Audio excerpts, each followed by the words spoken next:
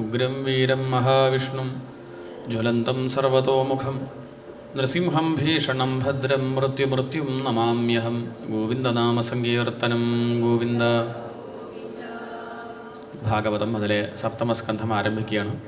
സപ്തമസ്കന്ധത്തിൻ്റെ ലക്ഷണം ഊതയ കർമ്മവാസന.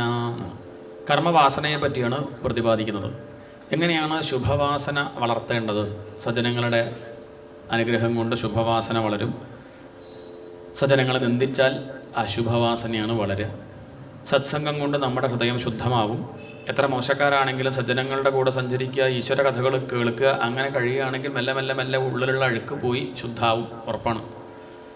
വലിയൊരു പാത്രമാണ്, അതിൻ്റെ അടിയിൽ കുറച്ച് അഴുക്കുണ്ട്, പക്ഷെ അത് മുഴുവനായിട്ട് എടുത്ത് കമഴ്ത്താൻ സാധിക്കില്ല എന്നുണ്ടെങ്കിലും വിഷമിക്കൊന്നും വേണ്ട. അതിലേക്ക് തുടർച്ചയായിട്ട് നല്ല വെള്ളം അങ്ങനെ ഒഴിക്കിയാൽ മതി. കുറച്ച് കാലം കഴിയുമ്പം അതിലഴുക്കൊക്കെ പോയി ശുദ്ധമായിട്ടുണ്ടാവും. ഇപ്പം നമുക്ക് നമ്മുടെ മനസ്സിനെ ഏകാഗ്രമാക്കാൻ പറ്റില്ലെങ്കിലും വിഷമിക്കേണ്ട. ഇരുന്നിരുന്ന് ഈശ്വര കഥകൾ കേട്ട് ക്രമത്തിൽ കുറച്ചങ്ങോട്ട് കഴിയുമ്പം ഹൃദയം ശുദ്ധമാവും എന്നുള്ള കാര്യത്തിൽ സംശയമില്ല എന്നർത്ഥം. ഗർഭത്തിലിരിക്കെ തന്നെ നാരദ മഹർഷിയായിട്ടുള്ള സംഘം കൊണ്ട് അസുരക്കുട്ടി പ്രഹ്ലാദൻ ഭക്തനായിട്ട് മാറിയില്ലേ? എപ്പോഴും ശാന്തനായിട്ട് വർത്തിക്കാൻ അദ്ദേഹത്തിന് പറ്റിയില്ലേ? പ്രതികൂല സാഹചര്യം ഉണ്ടായിട്ടും പലതരത്തിൽ കൊല്ലാൻ നോക്കിയിട്ടും അച്ഛൻ തന്നെ പ്രതികൂലമായിട്ടും ആ ഉണ്ണി സമാധാനമായിട്ടിരുന്നല്ലോ. എന്തേ കാരണം? ഉള്ളിൽ ശുഭവാസന. അതാണ്. എന്നാൽ അയാളുടെ അച്ഛനാവട്ടെ ദുർജനങ്ങളുമായിട്ടുള്ള സംഘം കൊണ്ട് ഭഗവദ്വേഷിയായിട്ട് മാറി സമാധാനം എന്ന് പറഞ്ഞത് അറിഞ്ഞില്ല. അതാണ്. അപ്പോൾ ദുർജനങ്ങളുമായിട്ടുള്ള സംസർഗം കൊണ്ട് അശുഭവാസന വളരും, സജ്ജനങ്ങളുടെ സംസർഗം കൊണ്ട് സദ്വാസന വളരും. സദ്വാസനയുടെ ഫലം ശാന്തിയാണ്, ദുർവാസനയുടെ ഫലം ദുരിതമാണ്. എന്ത് വേണം തീരുമാനിക്കാം. ഇവിടെ പരീക്ഷത്തിൻ്റെ ചോദ്യം, കഥകളൊക്കെ കാണുന്ന സമയത്ത് ഭഗവാൻ ഈ ദേവന്മാരുടെ വക്കീലായിട്ട് പ്രവർത്തിക്കുന്നുണ്ടോ? അസുരന്മാരോടൊരു ദേഷ്യം പോലെ. എന്താ ഭഗവാനുണ്ടോ അങ്ങനെ ഒരു ഭേദബുദ്ധി? അസുരജാതിയിൽ പറഞ്ഞവരോടൊരു ദേഷ്യം, അങ്ങനെയൊന്നും പറയരുത്. ഭഗവാൻ അങ്ങനെ ഇല്ല. നമുക്കൊക്കെ അങ്ങനെ ഉണ്ടാവുമായിരിക്കും, പക്ഷെ ഭഗവാൻ അങ്ങനെ ഒരു ഭേദബുദ്ധിയില്ല. അസുരക്കുട്ടിയായിട്ടുള്ള പ്രഹ്ലാദനെ ഭഗവാൻ മടിയിലിരുത്തി കൊഞ്ചിച്ചില്ലേ? തൻ്റെ അടുത്തേക്ക് വന്ന രാക്ഷസനായ വിഭീഷണന് ഭഗവാൻ അഭയം കൊടുത്തില്ലേ?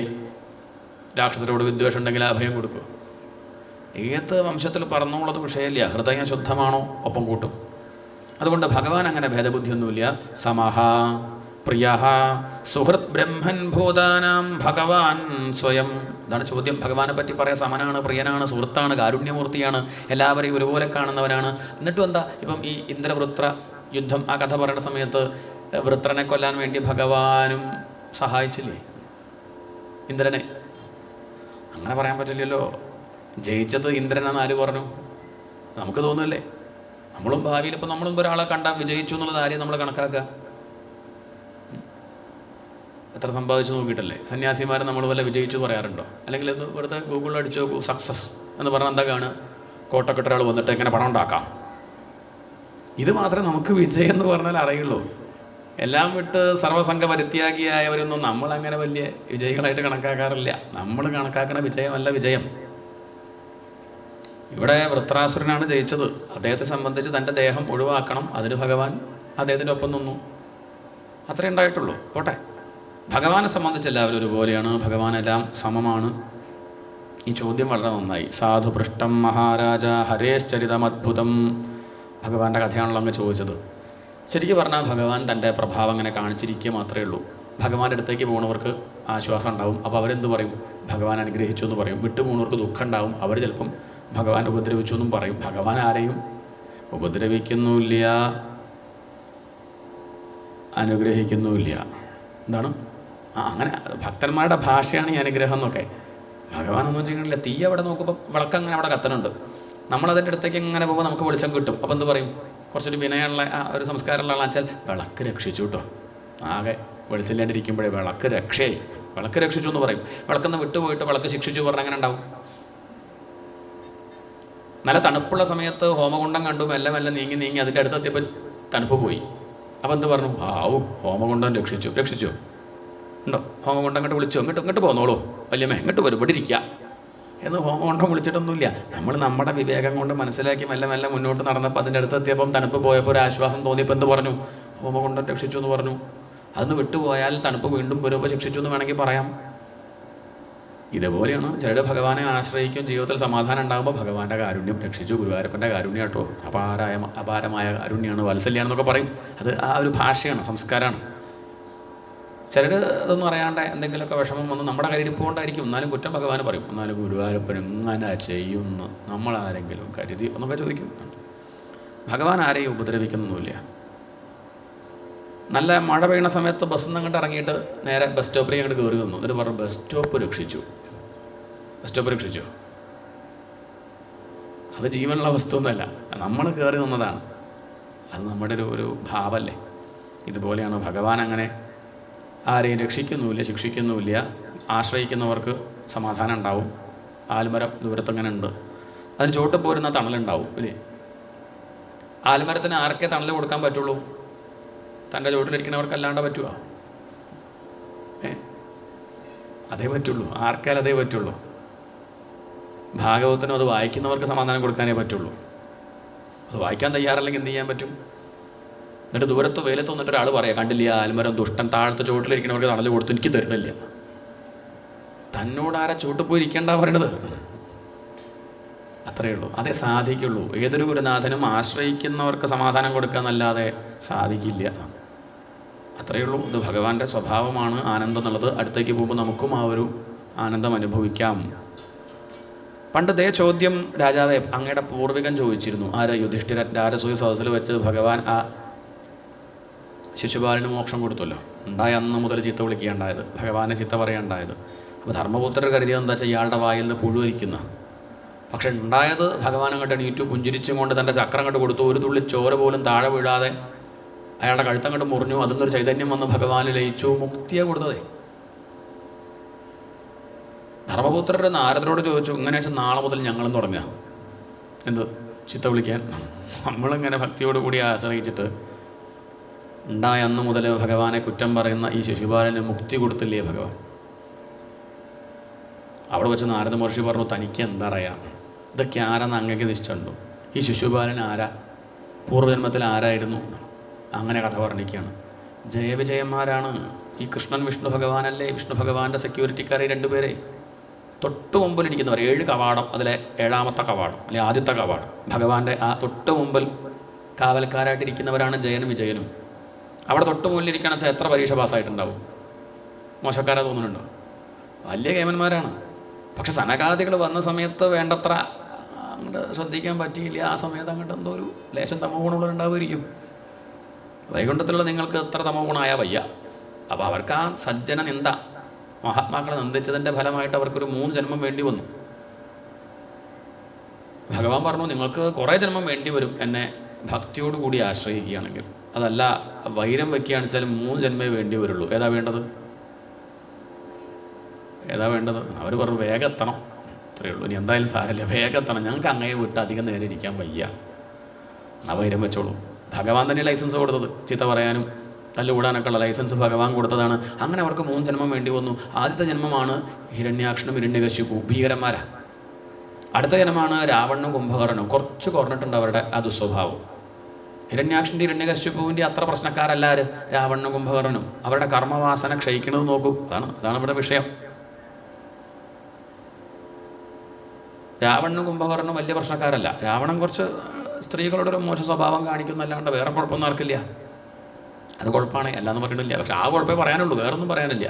വലിയ ഭക്തനാണ്, 4 വേദം പഠിച്ചവരാണ്, 10 തലകളാണ്. രാമൻ ഒന്നല്ലേ ഉള്ളൂ. 6 അംഗങ്ങളോടുകൂടി 4 വേദം പഠിച്ചവനാണ്. നല്ല വിവരമുള്ള ആളാണ്, പക്ഷെ വളഞ്ഞു പോയിന്നേ ഉള്ളൂ. അപ്പോൾ അങ്ങനെ അത്ര മോശക്കാരനൊന്നുമല്ല, ബ്രാഹ്മണനാണ്. അങ്ങനെയൊക്കെ നോക്കുമ്പോൾ ആൾ കേമന, ജ്ഞാനിയാണ്. കുംഭകർണൻ എന്ത് കുറ്റം പറയാനുള്ളത്? രാവണൻ നമുക്ക് പിന്നെ ആ കുറ്റം പറയാം. കുംഭകർണൻ എന്താ കുറ്റമുള്ളത്? ഉണ്ണ പറഞ്ഞാൽ നമ്മളെപ്പോലെ തന്നെ നമ്മൾ ലേശം ഉറങ്ങും. അയാൾ ഒരുമിച്ച് ഉറങ്ങുന്നേ ഉള്ളൂ. വേറെ ദോഷമൊന്നും പറയാനില്ല. ഏട്ടനെ ഉപദേശിക്കുന്നുണ്ട്, രാവണേട്ടാ വേണോ ആലോചിച്ചിട്ട് പോരെ, അങ്ങാണ് കുറ്റക്കാരട്ടോ, രാമൻ്റെ പത്നി അങ്ങാ തട്ടിക്കൊണ്ടുപോകുന്നത്, ഞങ്ങോട്ട് പോയ ഉറപ്പാണ് നമ്മളെ കഥ തീരും, ഇനിയും വൈകിട്ടില്ല, വേണം തിരിച്ചു കൊടുക്കാം എന്നൊക്കെ ധർമ്മം ഉപദേശിക്കുന്ന ആളാണ് ആര്? കുംഭകർണൻ. അത്ര അപകടക്കാരല്ലെന്നർത്ഥം. ആരെ വെച്ച് നോക്കുമ്പം ഹിരണ്യകശ്യപുവിന് ഹിരണ്യാക്ഷനും നോക്കുമ്പം അവർക്ക് നല്ല മാറ്റം വന്നിട്ടുണ്ട് അടുത്ത ജന്മമായപ്പം. അത് കഴിഞ്ഞ് ശിശുപാലനും ദന്തഭക്തരനും അടുത്ത ജന്മം, അവസാനത്തെ ജന്മം അതോടുകൂടി കഴിഞ്ഞു. ശിശുപാലനും ദന്തഭക്തരനൊക്കെ ആകുമ്പോഴേക്കും അവരുടെ ദുസ്വഭാവമൊക്കെ കുറേ തീർന്നിട്ടുണ്ട്. ശിശുപാലനൊക്കെ കുറച്ച് ചീത്ത വിളിക്കുക മാത്രമേ ഉണ്ടായുള്ളൂ ഭഗവാന്. ദന്തഭക്തൻ്റെയൊക്കെ കഥ 2 ശ്ലോകത്തിൽ കഴിഞ്ഞു ഭാഗവത്തിൽ. വലിയ പ്രാധാന്യമൊന്നും കൊടുത്തിട്ടേ ഇല്ല. കാരണം അവരുടെ വാസന കുറഞ്ഞിട്ടുണ്ട്, ദുർവാസനയൊക്കെ ക്ഷയിച്ചു. എന്താ ഈ കഥ കാണിക്കണമെന്ന് വെച്ചാൽ നമ്മളും ഇങ്ങനെയാണ് വേണ്ടത്. ഓരോ ജന്മങ്ങൾ കഴിയുമ്പോൾ നമ്മുടെ ഉള്ള ദുർവാസന കുറച്ച് കുറച്ച് കൊണ്ടുവരാൻ നമ്മളായിട്ട് എന്ത് ചെയ്യണം? ശ്രമിക്കണം. അത് തന്നാൽ നടക്കുന്നില്ല, നമ്മൾ തന്നെ ഒരുങ്ങണം. അങ്ങനെ കുറച്ച് കുറച്ച് കൊണ്ടുവരണം. നമുക്കിപ്പോൾ ജന്മങ്ങളെ പറ്റി കണക്കറിയോ? എത്ര എണ്ണം കഴിഞ്ഞു, ഇനിയിപ്പോൾ എത്ര ഉണ്ട് എന്നുള്ളത് നമുക്കറിയോ? അറിയില്ല. നമുക്ക് ഇന്നലെ ഇന്നും നാളെയൊക്കെ നിശ്ചയമുണ്ടല്ലോ അല്ലേ? ഇന്നലെ ഉണ്ടായിരുന്നല്ലോ അല്ലേ? അതറിയാം. അപ്പം ഇന്നലേക്കാൾ ഒന്നും കൂടി നന്നാവുമെന്ന്, ഇന്നത്തേക്കാൾ ഒന്നും കൂടി നന്നാവണം നാളെ. ദുർവാസന കുറഞ്ഞു കുറഞ്ഞ് വരികയാണ് ഓരോ ദിവസം കഴിയുമ്പോൾ വേണ്ടത്. സംഭവിക്കണമെന്നുള്ളത് വേറെ വിഷയം. ഓരോ ദിവസം കൂടുമ്പോൾ അഹന്ത കൂടിക്കൂടി വരികയാണെങ്കിൽ, കർമ്മവാസന വർദ്ധിച്ചാൽ അത് ദുഃഖത്തിന് കാരണമാവും. മെല്ലെ മെല്ലെ കുറച്ച് കുറച്ച് കൊണ്ടുവരൂ. ഇനി ഞാനൊന്നിനും ഇടപെടണില്ല, പുതുതായിട്ട് ഇനി ഓരോ കർമ്മം ചെയ്യാൻ പോകണില്ല. ഉള്ള കർമ്മമൊക്കെ മെല്ലെ മെല്ലെ മെല്ലെ ഈശ്വരാർപ്പണമായിട്ട് ചെയ്ത് അങ്ങോട്ട് നിർത്തുകയാണ്. അങ്ങനെ അങ്ങനെ മെല്ലെ മെല്ലെ മെല്ലെ മെല്ലെ ഈ വാസന കുറച്ച് കൊണ്ടുവരാൻ ശ്രമിച്ചാൽ ദുഃഖമില്ലാണ്ട് കഴിയാം. അതാണിപ്പം ഇവരുടെ കഥയെ കാണിച്ചിരുന്നത്. അവിടെ നാരദ മഹർഷി യുധിഷ്ഠിരനോട് ഇക്കാര്യം പറഞ്ഞിട്ടുണ്ട്. അങ്ങനെ യുധിഷ്ഠിര നാരദ സംവാദ രൂപത്തിലാണ് കഥ പറയണത്. അല്ലയോ യുധിഷ്ഠിര, ഭഗവാനെ സംബന്ധിച്ച് നിന്ദിച്ചു എന്നോ വന്ദിച്ചു എന്നോ അങ്ങനെയൊന്നുമില്ല. ഭഗവാൻ നോക്ക് മനസ്സിൽ എന്നെ വെച്ചു എന്ന് മാത്രം. തീവ്രമായിട്ട് എന്നെ ഭജിക്കുന്നുണ്ടോ എന്നുള്ളത് മാത്രമേ ഭഗവാൻ നോക്കുള്ളൂ. അതിപ്പോൾ ഏത് ഭാവമായാലും സാരമില്ല. ഗോപ്യകാമാത് ഭയാത് കംസഹ. ഗോപസ്ത്രീകൾക്ക് കാമായിരുന്നു ഭഗവാനോട്. ഭഗവാൻ എന്ത് ചെയ്തു? അത് മെല്ലെ കണ്ട് നന്നാക്കി വൃത്തിയാക്കി ഭക്തിയാക്കി മാറ്റി. കംസന് ഭയമായിരുന്നല്ലോ. നിങ്ങളെപ്പോലുള്ള പാണ്ഡവർക്ക് ഭഗവാനോട് ബന്ധുത്വം, ഞങ്ങളെപ്പോലുള്ള ഋഷിമാർക്ക് ഭക്തി. ഏതായാലും കുഴപ്പമില്ല, നമുക്കേത് സൗകര്യച്ച് ആ ഭാവം കണ്ട് വയ്ക്കുക, അത്രയേ വേണ്ടൂ. ഏതെങ്കിലും ഒരു ഭാവം ഭഗവാനിൽ വെക്കണം, മനസ്സ് ഭഗവാന് കൊടുക്കണം. അതെങ്ങനെ കൊടുക്കാൻ പറ്റിച്ച് അങ്ങനെ കൊടുത്തോളൂ, അത്രയേ ഉള്ളൂ. ഒന്ന് ഞാൻ പറയാം, യഥാ വൈരാനുബന്ധേന. സാധാരണക്കാർക്ക് സൗകര്യം വൈര, രജോ ഗുണക്കാർക്കൊക്കെ വൈരം വയ്ക്കാൻ എളുപ്പം. ചിലർക്ക് സ്തുതിക്കാനൊന്നും ഇഷ്ടമുണ്ടാവില്ല, കുറ്റം പറയാൻ വലിയ ഇഷ്ടമായിരിക്കും. അങ്ങനെ വെച്ചാൽ ഭഗവാനെ പറ്റി കുറ്റം പറഞ്ഞോളൂ, അത്രയേ ഉള്ളൂ. അല്ല, നമ്മളുടെ പൊതുവെയുള്ള സ്വഭാവം നോക്കൂ. നമ്മൾ നന്നായി എന്ന് പറയാൻ നല്ലോണം പഠിക്കില്ലേ? ഇപ്പം 3 ദിവസമായിട്ട് ഭക്ഷണമൊക്കെ വളരെ നന്നായിട്ടുണ്ട്. എത്ര പേര് നന്നായി പറഞ്ഞിട്ടുണ്ടാവും? പോയി പറഞ്ഞോ നന്നായിട്ട് ദേഹം എന്നൊക്കെ വളരെ നന്നായി പറയാണ്ടിരിക്കാൻ വലിയൊരു പ്രശ്നമൊന്നും ഉണ്ടായിട്ടില്ല അസൽ. എത്ര പേര് പറഞ്ഞിട്ടുണ്ടാവും? ഒരു ദിവസം എങ്ങാനും ഉപ്പ് കൂടട്ടെ,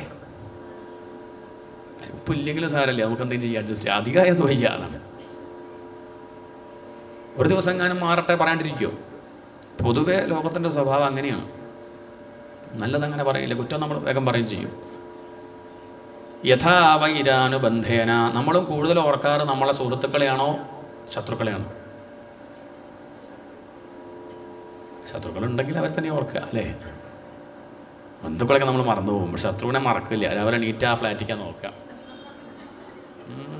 അവിടെ ഉണ്ട്, പുറപ്പെട്ട് പോവുക എന്നെ ബുദ്ധിമുട്ടിക്കാൻ, ഒന്ന് അയാളെ പണിക്ക് പോവുക, മറക്കില്ല. അതെങ്ങനെ എപ്പോഴും ഓർക്കും, അവിടുത്തെ കാര്യം തന്നെ ചിന്തിക്കും. അങ്ങനെയാണെങ്കിൽ ഭഗവാൻ ശത്രുവായിട്ട് കണ്ടാൽ എപ്പോഴും ഭഗവാൻ ചിന്തിക്കില്ലേ? അതുകൊണ്ട് വൈരം വെക്കുക എന്ന് പറഞ്ഞ അർത്ഥം വൈരം വെക്കണം എന്നല്ല, ആ ഒരു തീവ്രത വേണം. നിങ്ങൾ ഈ ശത്രുവിനെ ഓർക്കുന്നത് പോലെ അത്രയ്ക്ക് ഭഗവാനെ ഓർക്കണുണ്ടോ എന്നാണ് ചോദ്യം. കണ്ണങ്ങോട്ട് അടച്ചാൽ അയാളുടെ ഫോട്ടോ കിട്ടണില്ലേ? ഇതുപോലെ ഭഗവാനെ കിട്ടണുണ്ടോ? ഇല്ല, എന്നാൽ കിട്ടണം. അതാണ് കാണിക്കുന്നത്. അല്ലാണ്ട് ഭഗവാനോട് ഇനി നാളെ മുതൽ തെറി വിളിക്കണം എന്നല്ല. നാളെ മുതൽ അങ്ങനെ ശിശുപാലനെ പോലെ മണ്ഡപത്ത് കയറി ഇരുന്നിട്ട് അങ്ങോട്ട് ശ്രീലകത്തേക്ക് നോക്കിയിട്ട് അങ്ങനെ വിളിക്കുക, അത് ബുദ്ധിമുട്ടാവും, തല പോവുകയും ചെയ്യും. ഇതേപോലെ ചക്രമൊക്കെ വരും ചിലപ്പോൾ. അതല്ല, ഇതിൻ്റെ ആശയം നമ്മൾ എടുക്കുക. എന്തിനാണ് ഇപ്പോൾ ഈ കഥ പറയണമെന്നുള്ളത് മനസ്സിലാക്കിയിട്ട് എന്ത് ചെയ്യുക? ധാന്യം എടുത്ത് ഉമി കളയുക. എന്തോ ഒരു കാര്യം പറയാനാണ് ഈ കഥ എന്ന് മനസ്സിലാക്കിയിട്ട് കാര്യം എടുക്കുക വേണ്ടത്. യഥാ വൈരാനുബന്ധേന മർത്യഃ തന്മയതാമിയാത്മ തഥാ ഭക്തിയോഗേന ഇതി മേ നിശ്ചിതാമതി. വൈരം പോലെ തീവ്രത സാധാരണക്കാർക്ക് ഭക്തിയിൽ ഉണ്ടാവാറില്ല. അതുകൊണ്ട് തൽക്കാലം ഇത്ര മനസ്സിലായിക്കോളൂ. ഏന കേന പ്രകാരേണ മനഃകൃഷ്ണേ നിവേശയേത്. ഏത് പ്രകാരത്തിലാണെങ്കിലും സാരല്ല, മനസ്സ് ഭഗവാനിൽ വയ്ക്കാൻ സാധിച്ചാൽ ഭാഗ്യം. വേറൊന്നിലും മനസ്സൊട്ടാണ്ടിരുന്നാൽ മതി. അതിപ്പം ഏത് പ്രകാരത്തിലാണെങ്കിലും സാരല്ല. ആ ഹിരണ്യാക്ഷൻ്റെ കഥ അങ്ങ് കേട്ടില്ലേ? ഹിരണ്യകശിപുവിൻ്റെ കഥ കേട്ടില്ലല്ലോ? പറയാം. ഇത് കേട്ടാൽ എനിക്ക് മനസ്സിലാവും ഭഗവാന് അസുരന്മാരോട് ദേഷ്യമുണ്ടോ ഇല്ലയോ മനസ്സിലാവും. ഹിരണ്യാക്ഷൻ മരിച്ചുവല്ലോ. അതോടുകൂടി ഹിരണ്യകശിപുവിന് ദേഷ്യം വർദ്ധിച്ചു. മായാവിയായിട്ടുള്ള വിഷ്ണു വരാഹരൂപം ധരിച്ച് തൻ്റെ സഹോദരനെ കൊന്നു. അതുകൊണ്ട് ആ വിഷ്ണു ഭഗവാനെ ഇല്ലാണ്ടിയാക്കണം വെച്ചാൽ കേവലം കരബലം മാത്രം പോരാ, വരബലവും വേണമെന്ന് മനസ്സിലാക്കി അദ്ദേഹം കേമായിട്ട് തപസ് ചെയ്യാൻ പുറപ്പെട്ടു. ആരെ തപസ് ചെയ്യണത്? ബ്രഹ്മദേവനെയാണ്. അത് തന്നെ പാളി. കാരണം എന്താ വെച്ചാൽ ബ്രഹ്മദേവൻ ഇവിടുന്ന് ഉണ്ടായത് ഭഗവാന്റെ ശക്തി അത് കടർത്തിട്ടാണ് ബ്രഹ്മദേവൻ ശോഭിക്കുന്നത്. ആ ബ്രഹ്മദേവൻ്റെ അടുത്ത് നിന്നാണ് കടം വാങ്ങാൻ ആര് പോണത്? അത്രയ്ക്കല്ലേ വിവരമുള്ളൂ. അദ്ദേഹം ചെന്നു, അങ്ങനെ കേമായിട്ട് ഭഗവാനെ ബ്രഹ്മദേവനെ തപസ് ചെയ്തു. മന്ദരപർവ്വതത്തിൽ പോയി അങ്ങനെ ഗംഭീരമായിട്ടുള്ള തപസ്. കാലിൻ്റെ തള്ളവരൽ മാത്രം നിലത്ത് കുത്തി മുകളിലേക്ക് നോക്കി കണ്ണ് തുറന്ന് 2 കൈയും ഉയർത്തിപ്പിടിച്ച് ദാരുണമായ തപസ്. കണ്ണങ്ങനെ ജ്വലിക്കുന്നത് കണ്ടാൽ 2 സൂര്യന്മാരാണോ തോന്നും, അങ്ങനെയുള്ള തപസ്. ബ്രഹ്മദേവൻ സന്തോഷിച്ചു, പ്രത്യക്ഷപ്പെട്ടു. തൻ്റെ കയ്യിലുള്ള ആ ജലമെടുത്തും കൊണ്ട് തളിച്ചു. ദേഹം ചെറുപ്പമായിട്ട് മാറി, യുവാവായിട്ട് മാറി. എന്നിട്ട് ചോദിച്ചു, അല്ലയോ മർത്തിയ? മർത്തിയ എന്നല്ല വിളിക്കേണ്ടത്, അദ്ദേഹം അസുരനാണ്. പക്ഷെ വിളിച്ചത് എന്താ? മർത്തിയ എന്ന് പറഞ്ഞാൽ മനുഷ്യ അല്ലേ? ശരിക്കും അതിൻ്റെ അർത്ഥം മൃത്താവാൻ പോകുന്നവനെന്നാ. മണ്ണാവാൻ പോകുന്നവനെ, മരണധർമ്മമുള്ളവനെ. പച്ചയ്ക്ക് പറഞ്ഞാൽ മരിക്കാൻ പോകുന്നവനെ. നിനക്കെന്താ വേണ്ടത്? മരിക്കാൻ പോകുന്നവൻ എന്താ വേണ്ടത്? കയറോ? എന്താ മരിക്കാൻ പോകുന്നവൻ എന്താ വേണ്ടത്? ജീവിക്കാൻ പോകുന്നവനാണ് എല്ലാം ആവശ്യം. മരിക്കാൻ പോകുന്നവനൊന്നും വേണ്ട. അതുകൊണ്ട് നീ അധികമൊന്നും ചോദിക്കേണ്ട, നീ മരിക്കാൻ പോകുന്നവനാണെന്നാണ് ആ ചോദ്യത്തിൻ്റെ അർത്ഥം, ആ വിളിയുടെ താല്പര്യം. മാത്രമല്ല, നിന്നെപ്പോലുള്ള അസുരന്മാർ എന്നോട് ചോദിക്കാൻ മരിക്കാണ്ടിരിക്കാൻ എന്താ വഴി എന്നാണ്. അത് ചോദിക്കേണ്ട, എനിക്ക് തരാൻ സാധിക്കില്ല. മുൻകൂർ ജാമ്യം എടുത്തതാണ്. അല്ലയോ മർത്തിയ, നിനക്കെന്തു വേണം? മരിക്കാണ്ടിരിക്കണം എന്ന് തന്നെയാണ് ഉദ്ദേശിച്ചത്. പക്ഷെ തരില്ല എന്ന് പറഞ്ഞു കഴിഞ്ഞല്ലോ, പറയാണ്ട് പറഞ്ഞു അത് തരില്ല എന്ന്. ബ്രഹ്മപൂർ തരാൻ എനിക്ക് പറ്റില്ല, കാരണം ഞാനും മരിക്കും കുറച്ച് കഴിഞ്ഞാൽ. നിന്നെ സംബന്ധിച്ച് കുറച്ച് അധികം ആയുസ് എനിക്കുണ്ടെന്നേ ഉള്ളൂ, എന്നാലും ഞാനും കുറച്ച് കഴിഞ്ഞാൽ മരിക്കും എന്നാണ്. ബ്രഹ്മദേവൻ്റെ 100 വയസ്സ് കഴിഞ്ഞാലും മരിക്കും. ബ്രഹ്മദേവൻ്റെ 100 വയസ്സ് കഴിഞ്ഞാൽ ബ്രഹ്മദേവൻ മരിക്കും. കൊതുകിനെ സംബന്ധിച്ച് നമ്മളൊക്കെ ബ്രഹ്മാവാ. കൊതുകെന്നൊക്കെ എന്താ ഇവരുടെയൊക്കെ ആയുസ്? ആ കാലം എന്നൊക്കെ പറഞ്ഞാൽ അതൊക്കെ ആപേക്ഷിക്കാണ്. സന്തോഷമായിട്ടിരിക്കുമ്പോൾ എത്ര പെട്ടെന്ന് സമയം പോകാല്ലേ? ദുഃഖമായിട്ടിരിക്കുമ്പോഴോ പോണില്ല. അങ്ങനെ വാച്ച് നോക്കാൻ എന്താ അത് നമ്മൾ കഴിയണമില്ലല്ലോ. ഇത്ര നേരം എന്നായാലും 10 മിനിറ്റ് ആയിട്ടുള്ളൂ, പക്ഷെ അത് കുറേ ഉള്ളതുപോലെ തോന്നുകയാണ്. അത്രയേ ഉള്ളൂ അതിൻ്റെയൊക്കെ കഥ. അതുകൊണ്ട് ഇനി മരിക്കാണ്ടിരിക്കണം എന്ന് ചോദിക്കാൻ വയ്യ. അങ്ങനെയാണെങ്കിൽ മരണം വരണ വഴികളൊക്കെ അടയ്ക്കാലോ എന്ന് കരുതിയിട്ട് ഈ അസുരൻ എന്ത് പറഞ്ഞു? ബ്രഹ്മദേവ, വരം വേണം. എന്താ വേണ്ടത് ചോദിച്ചാൽ, അങ്ങ് സൃഷ്ടിച്ച ഒന്നും എന്നെ വധിക്കരുത്. മരണം വരുന്ന വഴികൾ അടയ്ക്കാൻ വിചാരിച്ച് ചോദിക്കുകയാണ്. എന്താ ഒന്നാമത്തെ വരം? അങ്ങ് സൃഷ്ടിച്ച ഒന്നും എന്നെ വധിക്കരുത്. ബ്രഹ്മദേവന് സമാധാനമായി. ആവൂ, എന്നെ സൃഷ്ടിച്ച ആൾ നോക്കിക്കോളും. തഥാസ്തു, നീ ഗുരുവായൂരപ്പനായിക്കോളും, നമ്മളെ പണി കഴിഞ്ഞല്ലോ എന്ന് കരുതി ഉടനെ തന്നെ വരം കൊടുത്തു. വരം കിട്ടിയ സമയത്ത് ഹിരണ്യകശിപുവിന് തോന്നി എന്തെങ്കിലും പ്രശ്നം പറ്റുമോ? തൻ്റെ ചോദ്യം നേരെയായില്ലേ? ഉടനെ തന്നുമല്ലോ. ഒട്ടൊരു പരിഭ്രമം ആരുടെ മുഖത്തുണ്ടായില്ല. ബ്രഹ്മദേവൻ അങ്ങോട്ട് പറയുകയാണെങ്കിൽ, ഔ രാജാവെ, ഇങ്ങനത്തെ ചോദ്യം ചോദിക്കരുത് കേട്ടോ, ഞാൻ അങ്ങോട്ട് വേർത്തു, അങ്ങനെയുള്ള വരൊന്നും ചോദിക്കരുത്, നല്ല വിഷമമുണ്ട്, എന്നാലും താൻ ചോദിച്ചതിക്ക് തരാണ്ടിരിക്കാൻ വയ്യല്ലോ, തന്നേക്കാം എന്നൊക്കെ പറഞ്ഞ് കൊടുക്കാച്ച കുഴപ്പമില്ല. അതൊന്നുമില്ല. ചോദിച്ച ഉടനെ തഥാസ്തു, എന്തോ രക്ഷപ്പെട്ട മാതിരി. എന്നാൽ പോട്ടെ ചോദിച്ചു, പോകാനല്ലേ, അവിടെ ഇരിക്കൂ. ഇത്ര നേരം തപസ് ചെയ്തിട്ട് അങ്ങോട്ട് വെറുതെ അതുപോരാ, വേണം, വരം വേണം. എന്ത് വരാ വേണ്ടു? അത് മാത്രം പോരാ. മനുഷ്യൻ കൊല്ലരുത്, മൃഗം കൊല്ലരുത്, തഥാസ്തു. പോരാ. ജീവനുള്ളത് കൊണ്ട് കൊല്ലരുത്, ജീവനില്ലാത്തത് കൊണ്ട് കൊല്ലരുത്, അകത്ത് വെച്ച് കൊല്ലരുത്, പുറത്ത് വെച്ച് കൊല്ലരുത്, ഭൂമിയിൽ വെച്ച് കൊല്ലരുത്, ആകാശത്ത് വെച്ച് കൊല്ലരുത്, ആയുധം കൊണ്ട് കൊല്ലരുത്, ആയുധം അല്ലാത്തത് കൊണ്ട് കൊല്ലരുത്. എന്തൊരു ഭയം അല്ലേ? നമ്മളിങ്ങനെ ചോദിക്കാറുണ്ടോ അവരൊക്കെ? എത്ര കേമനായിട്ട് എന്താ കാര്യം? പേടി എന്നാണ്. അതാണ് ഇങ്ങനെ ചോദിച്ചുകൊണ്ടിരിക്കുന്നത്. ഇതൊക്കെ ബ്രഹ്മാവ് അങ്ങനെ കൊടുത്തു. ഓ തഥാസ്തു, അങ്ങനെയാവട്ടെ, അങ്ങനെയാവട്ടെ, അങ്ങനെയാവട്ടെ, അങ്ങനെയാവട്ടെ. ശരിക്കും പറഞ്ഞാൽ ഒന്നാമത്തെ വരത്തിൽ തന്നെ ഉൾപ്പെട്ടിട്ടുണ്ട് ഇതൊക്കെ. അത് തന്നെയാണ് വീണ്ടും വീണ്ടും ചോദിച്ചത്. ഒന്നാമത്തെ വരം എന്താ? അങ്ങ് സൃഷ്ടിച്ച ഒന്നും എന്നെ വധിക്കരുതെന്നാണ്. പിന്നെ ചോദിച്ചത് എന്താ? മനുഷ്യൻ കൊല്ലരുത്. മനുഷ്യനെ ആര് സൃഷ്ടിച്ചു? ബ്രഹ്മാവ്. അതന്നെ ഇപ്പോൾ ആദ്യം പറഞ്ഞത്, അങ്ങ് സൃഷ്ടിച്ച ഒന്നും വധിക്കരുതെന്ന്. പിന്നെ മൃഗം കൊല്ലരുത്, മൃഗത്തെ ആര് സൃഷ്ടിച്ചു? ബ്രഹ്മാവ്. അതല്ലേ ഇപ്പം ചോദിച്ചത്. അസല വിഡ്ഢിത്വം ഈ വിവരമുള്ള ആൾക്ക് പറ്റിയെന്ന് പറഞ്ഞാൽ എങ്ങനെയപ്പോൾ? അത് പരിഭ്രമം കൊണ്ട് പറ്റിയതാണ്. നമുക്ക് പരിഭ്രമം വന്നാൽ ഒന്നാമത്തെ വരത്തിൽ ഉൾപ്പെട്ടിട്ടുണ്ട് എല്ലാം. ഏതുപോലെ ചോദിച്ചാൽ, പണ്ട് പള്ളിയിൽ കപ്പ്യാർ മണിയടിച്ചില്ല. അപ്പോൾ അച്ഛന് ആകെ വിഷമമായി. അച്ഛൻ കപ്പ്യാരെ വിളിച്ചിട്ട് പറഞ്ഞു, അതേ കപ്പ്യാരെ നോക്കൂ, എന്താ അച്ഛോ ചോദിച്ചു.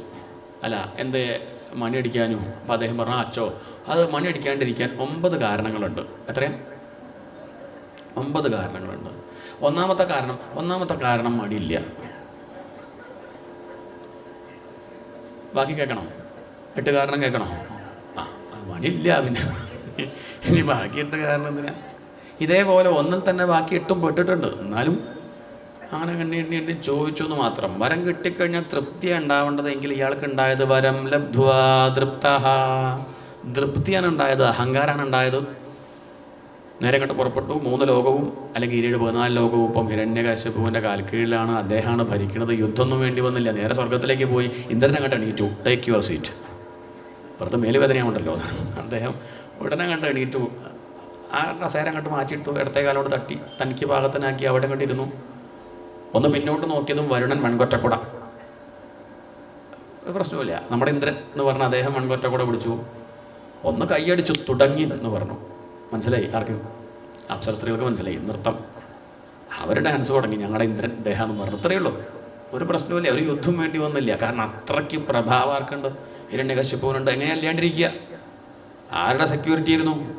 ഭഗവാന്റെ സെക്യൂരിറ്റിക്കാരാകുമ്പോൾ അത്യാവശ്യം ഗുരുവായൂർ പോയാൽ കാണില്ലേ പ്രഭാവം? കുറച്ചൊക്കെ ഉണ്ടാവും. ഒന്നും ഉന്തിയാൽ മതി, നമ്മളങ്ങോട്ട് പോകും. അഞ്ചാതി ഭഗവാന്റെ അടുത്തങ്ങ് നിൽക്കുമ്പോൾ കുറച്ചൊക്കെ കിട്ടില്ലേ? അങ്ങനെ അങ്ങോട്ട് ആ ഒരു പ്രഭാവം ഭഗവാനും കരുതി കുറച്ചങ്ങോട്ട് അനുഭവിക്കട്ടെ ദേവന്മാർ, ലേശം നല്ല അഹങ്കാരം, അവരങ്ങനെ സീറ്റ് നഷ്ടപ്പെട്ട് നടക്കട്ടെ എന്ന് ഭഗവാൻ കണക്കാക്കിയിട്ടുണ്ടാവും. ഇപ്പം പരീക്ഷത്തെ ഭഗവാൻ ആരുടെ കൂടെയാണ്? ഹിരണ്യകശിപുവിൻ്റെ കൂടെ. അത്രയേ ഉള്ളൂ. ഇതിങ്ങനെ മാറും. സത്വഗുണം, രജോ ഗുണം, തമോ ഗുണം, അതിൻ്റെ ഏറ്റക്കുറച്ചിലിനനുസരിച്ച് അങ്ങനെ നമുക്കും ഭാവം മാറിക്കൊണ്ടിരിക്കണില്ലേ? ഇന്ന് നല്ല മനുഷ്യൻ, നാളെയോ ഇയാളപ്പോൾ ഇന്നലെ സപ്താഹം കേൾക്കുമ്പോൾ നല്ല നല്ല ഇങ്ങനെ അങ്ങനെ നല്ല ഇതായിട്ട് ഇങ്ങനെ ഇരുന്ന് കേൾക്കുന്നുണ്ട്. ഊണ് കഴിക്കാൻ പോകുമ്പോഴാണ് അപ്പോഴാ പരാക്രമല്ലേ. ഇനി 7-ാം ദിവസം പ്രസാദം വാങ്ങാൻ വരുമ്പോൾ കാണാം ഇവരാണ് ഇപ്പം നേരത്തെ ഇരുന്ന് കേട്ടത്. ഇവിടുത്തെ കാര്യമല്ല, ഇവിടെ നമുക്ക് വിചാരിക്കാൻ മനസ്സിലാവുന്നില്ല. നമുക്ക് തന്നെ പല പല ഭാവം ഇങ്ങനെ ഓരോ ഗുണങ്ങളുടെ ഏറ്റക്കുറച്ചിനനുസരിച്ച് മാറണില്ലേ? അത്രയേ ഉള്ളൂ. ഏതായാലും ഇദ്ദേഹം അങ്ങനെ ഭംഗിയിൽ ഭരിക്കുകയാണ്. സ വിജിത്യ ദിശ സർവാലോകാംശ്ച സ്ത്രീൻ മഹാസുര. 3 ലോകങ്ങളും ഭരിച്ചു. പക്ഷെ കുഴപ്പം എന്താ ചോദിച്ചാൽ നാമം ജപിക്കാൻ സമ്മതിക്കില്ല. അവിടെ പ്രശ്നം. ധർമ്മം അനുഷ്ഠിക്കാൻ സമ്മതിക്കില്ല. ആരും നാമം ജപിക്കാൻ പാടില്ല. നാമം ജപിച്ചാൽ നാവും മുറിക്കും. അതാണ് ശിക്ഷ. പിന്നെ ആരെയും നാമം ജപിക്കും? കാല് പിടിച്ചിട്ട് നാമം ജപിക്കാൻ പറഞ്ഞാൽ തന്നെ ജപിക്കില്ല, അങ്ങനെ നിൽക്കുക ചെയ്യുക. അപ്പം നാമം ജപിച്ചാൽ നാവും മുറിക്കും എന്ന് പറഞ്ഞാൽ ആര് ജപിക്കും? പക്ഷെ സജ്ജനങ്ങൾക്ക് വലിയ പ്രയാസമായി. നാമം ജപിക്കാണ്ട് എങ്ങനെയാണ്? നാരദ മഹർഷി പറയാം, ഞാൻ ജപിച്ചുട്ടോ, ഞാൻ അദ്ദേഹത്തിൻ്റെ കൊട്ടാരത്ത് പോയിട്ട് അയാളുടെ മുന്നിൽ തന്നെ ജപിച്ചു. അതെങ്ങനെയാണ് ജപിച്ചു? അതെന്താ വെച്ചാൽ സൂത്രം ഉണ്ടല്ലോ. ഞാൻ ഹിരണ്യകശിപുവിൻ്റെ അടുത്ത് പോയിട്ട് പറയും, രാജാവേ ഞാനൊരു പുതിയ കവിത എഴുതിയിട്ടുണ്ട്, അങ്ങൊന്ന് കേൾക്കൂ. കവിത കേൾക്കട്ടെ. കവിതയാണല്ലോ, കവിത കേൾക്കട്ടെ. നാരായണ. അതുകൊണ്ട് കേൾക്കുമ്പോഴേക്കും പുരികം വളയും. എൻ്റെ ശത്രുവിൻ്റെ നാമം ജപിക്കണോ? നാമല്ല, കവിതയല്ലേ. കവിതയിൽ എന്തുവാ ആവിഷ്കാര സ്വാതന്ത്ര്യം. കവിതയിൽ പിന്നെ കവിത, നാടകം, സിനിമയിലൊക്കെ എന്തും പറയാം, അതൊന്നും കുഴപ്പമില്ല. നാരായണ നാരായണ നാരായണ നാരായണ നാരായണ നാമജപം കേൾക്കുന്നില്ലെങ്ങും ബലേ. അവസാനം പറഞ്ഞത് ഇഷ്ടപ്പെട്ടു. അങ്ങയുടെ ഭരണകാലത്തെ നാരായണ നാമം ഇപ്പം എവിടെയും കേൾക്കാനില്ല എന്ന് പറയാൻ എത്ര പ്രാവശ്യം ജപിച്ചു?